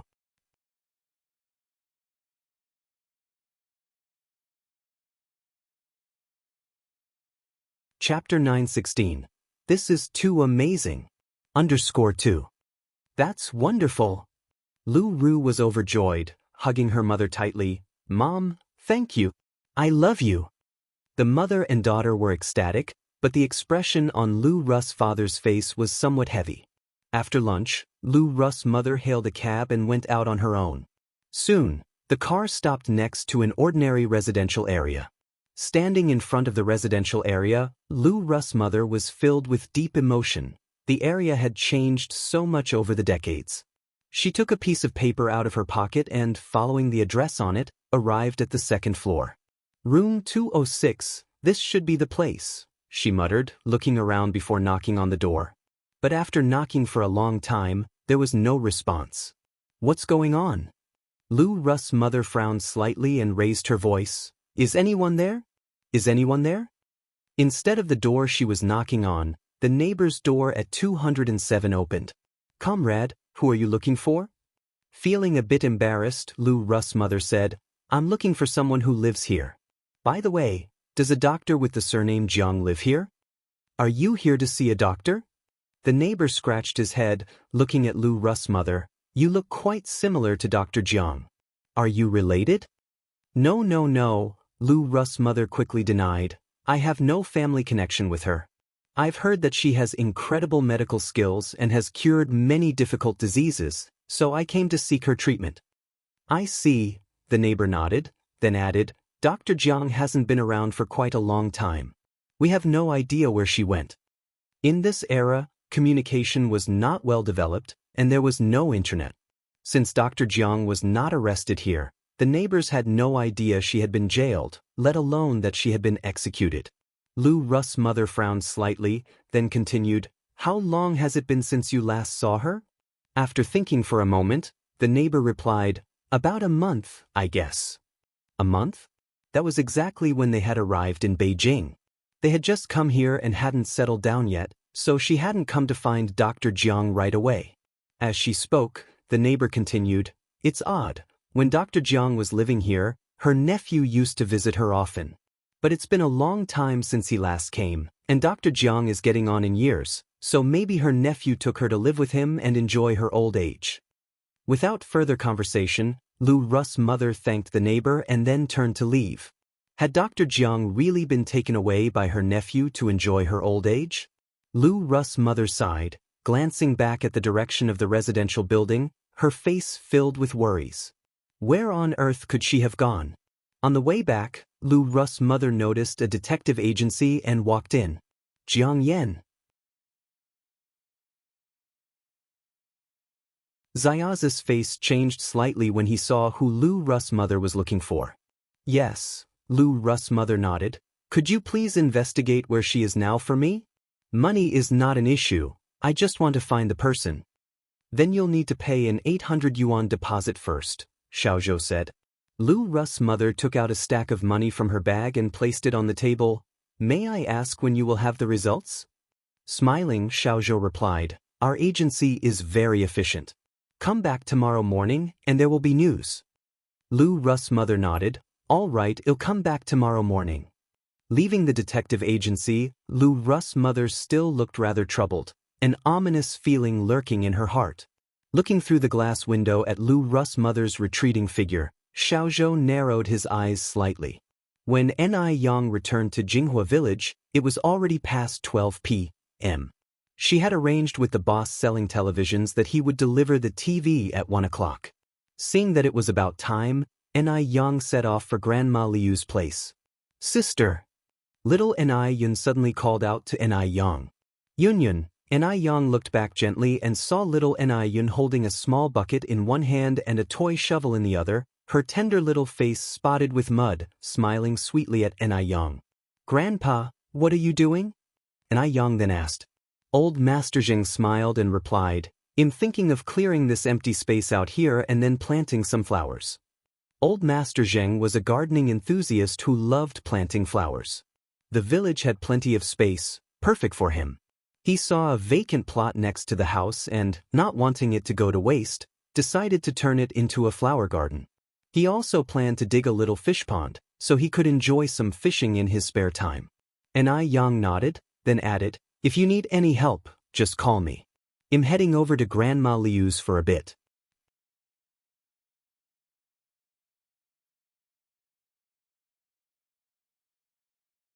Chapter 9:17. This is too amazing. _3. Upon hearing this, little Inayun quickly threw away the small shovel and patted his chest, saying, "Sister, I can help Grandpa. I'm really great." Elder Zheng laughed and said, Yes, Yun can help me, Yang, you don't need to worry about me anymore. Go ahead and do your thing." Yang arrived at Grandma Liu's house. Grandma Liu was bathing her cat on the balcony. At the time, it was rare in the countryside for people to bathe their cats, but Grandma Liu was such a particular person. Due to her aristocratic birth, she always carried an inherent dignity. Even though she was down on her luck now, that dignity was still preserved. Meow, meow, meow. Grandma Liu had not yet seen Yang. It was the little cat that saw her first. Yang is here. Seeing Yang, Grandma Liu smiled happily. "Grandma Liu, you're bathing Depang." Depang was a Chinese orange tabby cat, known for being particularly plump. Depang's plumpness was partly due to the food, as Grandma Liu would even save the food she herself was reluctant to eat for Depang. Depang was not only fat but also very intelligent, which was why Grandma Liu particularly adored him. Grandma Liu smiled and nodded. "Yes, it's been several days since Depang last bathed, and it's almost getting infested with bugs." They were chatting when a blue farm vehicle stopped at the doorstep, and a middle-aged man jumped down from the vehicle and shouted, "Comrade, is the television to be delivered here?" "Yes," and Yang walked over. "Please help bring it inside." "All right." Two men lifted the 18-inch television and followed Yang into the house. Grandma Lu was startled. "Yang, what is this about?" Yang smiled and said, "It's like this, Grandma Lu, I won a television from a purchase today, but we already have one at home, so I brought this one over for you, so you can watch it when you're bored." Afraid that Grandma Lu might reprimand her for frivolous spending and worried that Grandma Lu might refuse to accept it, Yang said the television was a prize. "You can win a television as a prize?" Grandma Lu was skeptical. "Really?" Yang nodded. "Grandma Lu, if you don't believe it, you can ask these two uncles." The two men carrying the television were sharp-witted and quickly smiled. "Old lady, this young comrade didn't deceive you. The television was indeed one. This young comrade is really lucky. It's so enviable." Grandma Lu continued, "Even if it was won as a prize, I still can't accept it. This television is expensive, and you could sell it for quite a lot of money. Old lady, this is also a token of your granddaughter's filial piety. Please accept it." Yang quickly interjected, "Grandma Lu, I really treat you like my own grandmother, and you've been so good to me. If you don't accept this television, I won't come to your house to chat next time." Fearful that Grandma Lu might continue to refuse, Yang added, "And when you gave me this bracelet last time, I didn't refuse, did I? Truthfully speaking, this bracelet is worth much more than the television." "You child." All right, I'll accept it," Grandma Lu said helplessly with a smile. "Comrade, do you think placing the television here would be okay?" one of the movers asked, pointing to a long table in front of the living room. In the countryside, almost every household has a long table in front of the living room. It's not exactly called a table. In some places, it's referred to as a coffee table, though it's different from a typical coffee table, and in other areas, it's called a console table. The table is usually used to hold clocks, vases, and other ornaments. "That's fine," Yang nodded. The two men placed the television on the long table, connected the power, and colorful images immediately appeared on the screen. At that moment, the popular TV series, Travels of the Prowess Shadow, was playing on the television. Grandma Lu exclaimed, "People nowadays are really capable, managing to squeeze humans into such a small, square box like this. Who would have dared to imagine this in the past?" Yang nodded, "Yes." Then, Yang taught Grandma Lu how to operate the television. Although Grandma Lu was elderly, her responses were not dull, and though her hearing was occasionally poor, her mind was sharp, and she quickly learned. With the television now there, the once somewhat quiet courtyard immediately became lively.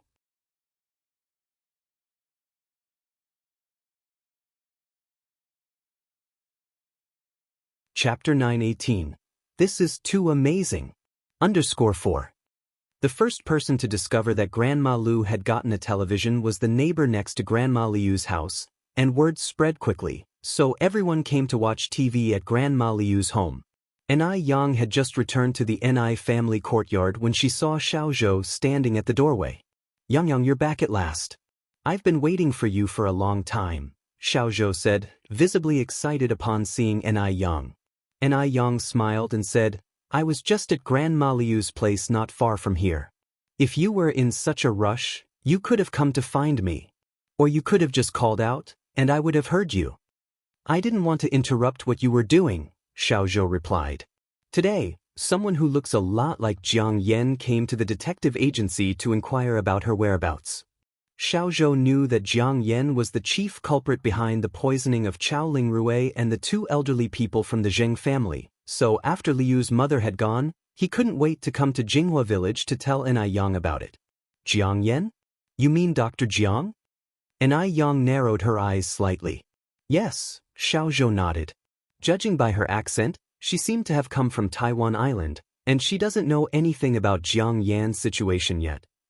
"Taiwan Island again," Yang frowned slightly. "Again? What do you mean?" Xiaozhou asked, puzzled. I encountered an unreasonable miss today. Her accent also sounded like she's from Taiwan Island, and I Yang continued to ask, by the way, how old did the person looking into Jiang Yan's case seem to be? Xiao Zhou thought for a moment. A wealthy lady in her 40s, approximately. 40s, and I Yang narrowed her eyes. That can't be the same person. Right, come inside, you're standing out here like a fool. Okay. Xiao Zhou continued, that was your grandfather and your sister, wasn't it? Right? And I Yang nodded. Xiao Zhou said, your grandfather was too polite.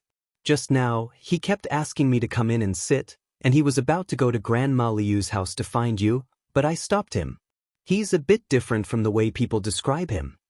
According to the rumors, old Master Zheng was a stern, no-nonsense old man. And I Yang laughed and said, rumors are just rumors after all. By the way, did you tell that person about the outcome of Dr. Jiang? Xiao Zhou shook his head. I felt that something was odd about this case, so I didn't tell her. I just took an 800 yuan deposit from her and told her to come to the detective agency tomorrow morning to find me. N.I. Yang nodded slightly, pushed open the courtyard gate, and brought Xiao Zhou inside. As soon as Xiao Zhou stepped into the courtyard, he couldn't help but exclaim, your family's courtyard is really beautiful. Although it wasn't his first visit to N.I. Yang's house, every time Xiao Zhou came over he was always astounded. By the way, what are those flowers blooming on the wall? Roses? It was August, and the wild roses were thriving on the walls. Among the tender green branches and leaves, bunches of bright red and pink blossoms formed a natural rose wall. It was so pretty it took one's breath away. They're wild roses, N.I. Yang answered. Wild roses? Did you buy them at the flower and bird market? I should plant some in the detective agency's courtyard too, Xiao Zhou suggested. He rented the detective agency, which had a large backyard. When there was nothing much to do, the employees would sit in the yard to drink tea, chat, and take a break. No need to buy them. Wild roses are very hardy, there's a whole bunch of them growing on the back hill.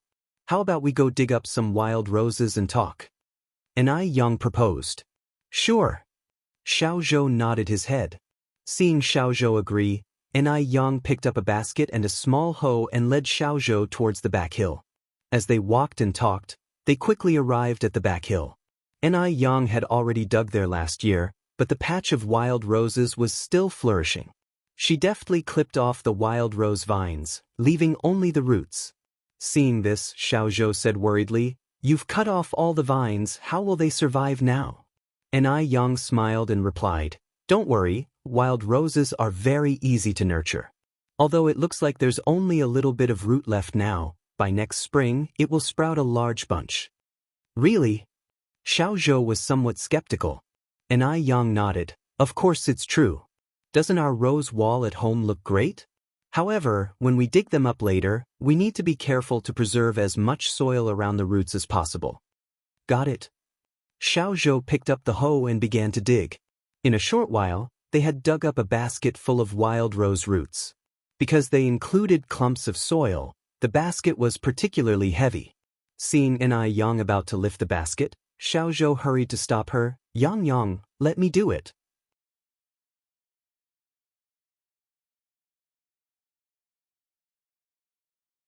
Chapter 919. This is too amazing. _5. You're going to carry it? N.I. Yang glanced up and down at him. Can you handle it? Xiao Zhou, speechless, replied, if I can't handle it, do you think you can? After all, I am a man. N.I. Yang shrugged slightly, not wanting to crush his spirit. Then you try. Xiao Zhou walked up to the carrying basket, slipped the straps over his shoulders, but no matter what, he couldn't straighten his back. Damn, it was way too heavy. Having been born into wealth and never having done manual labor, it was normal for Xiao Zhou to struggle. N.I. Yang had expected this, which is why she had stepped in ahead of Xiao Zhou, ready to take over the load. Clamping his teeth tightly, Xiaozi's face turned red, but he still couldn't lift the basket. Let me do it. N.I. Yang approached Xiao Zhou, shading him from the sun. No need. Xiao Zhou shook his head. I can do it. He was a man. He couldn't lose face in front of a girl. He could do it. Xiao Zhou psyched himself up internally. And I Yang, with a smile, said, "Let me do it. We're all brothers here and I won't laugh at you." Xiao Zhou, you're already laughing. If I can't carry it, do you think you can?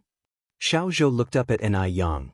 Ni Yang's expression remained the same. Let me try, and then well no.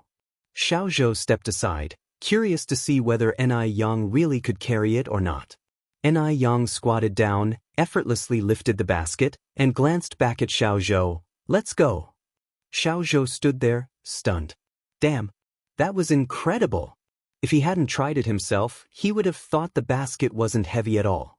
Yang, no, Brother Yang. Xiao Zhou hurried after Ni Yang. Brother Yang, you're amazing, aren't you? Ni Yang raised an eyebrow slightly. Your brother Yang has trained for this. Of course it's amazing. Xiao Zhou gestured with cupped hands. Respect. Now I finally understand why there's an idiom called heroine in ancient times.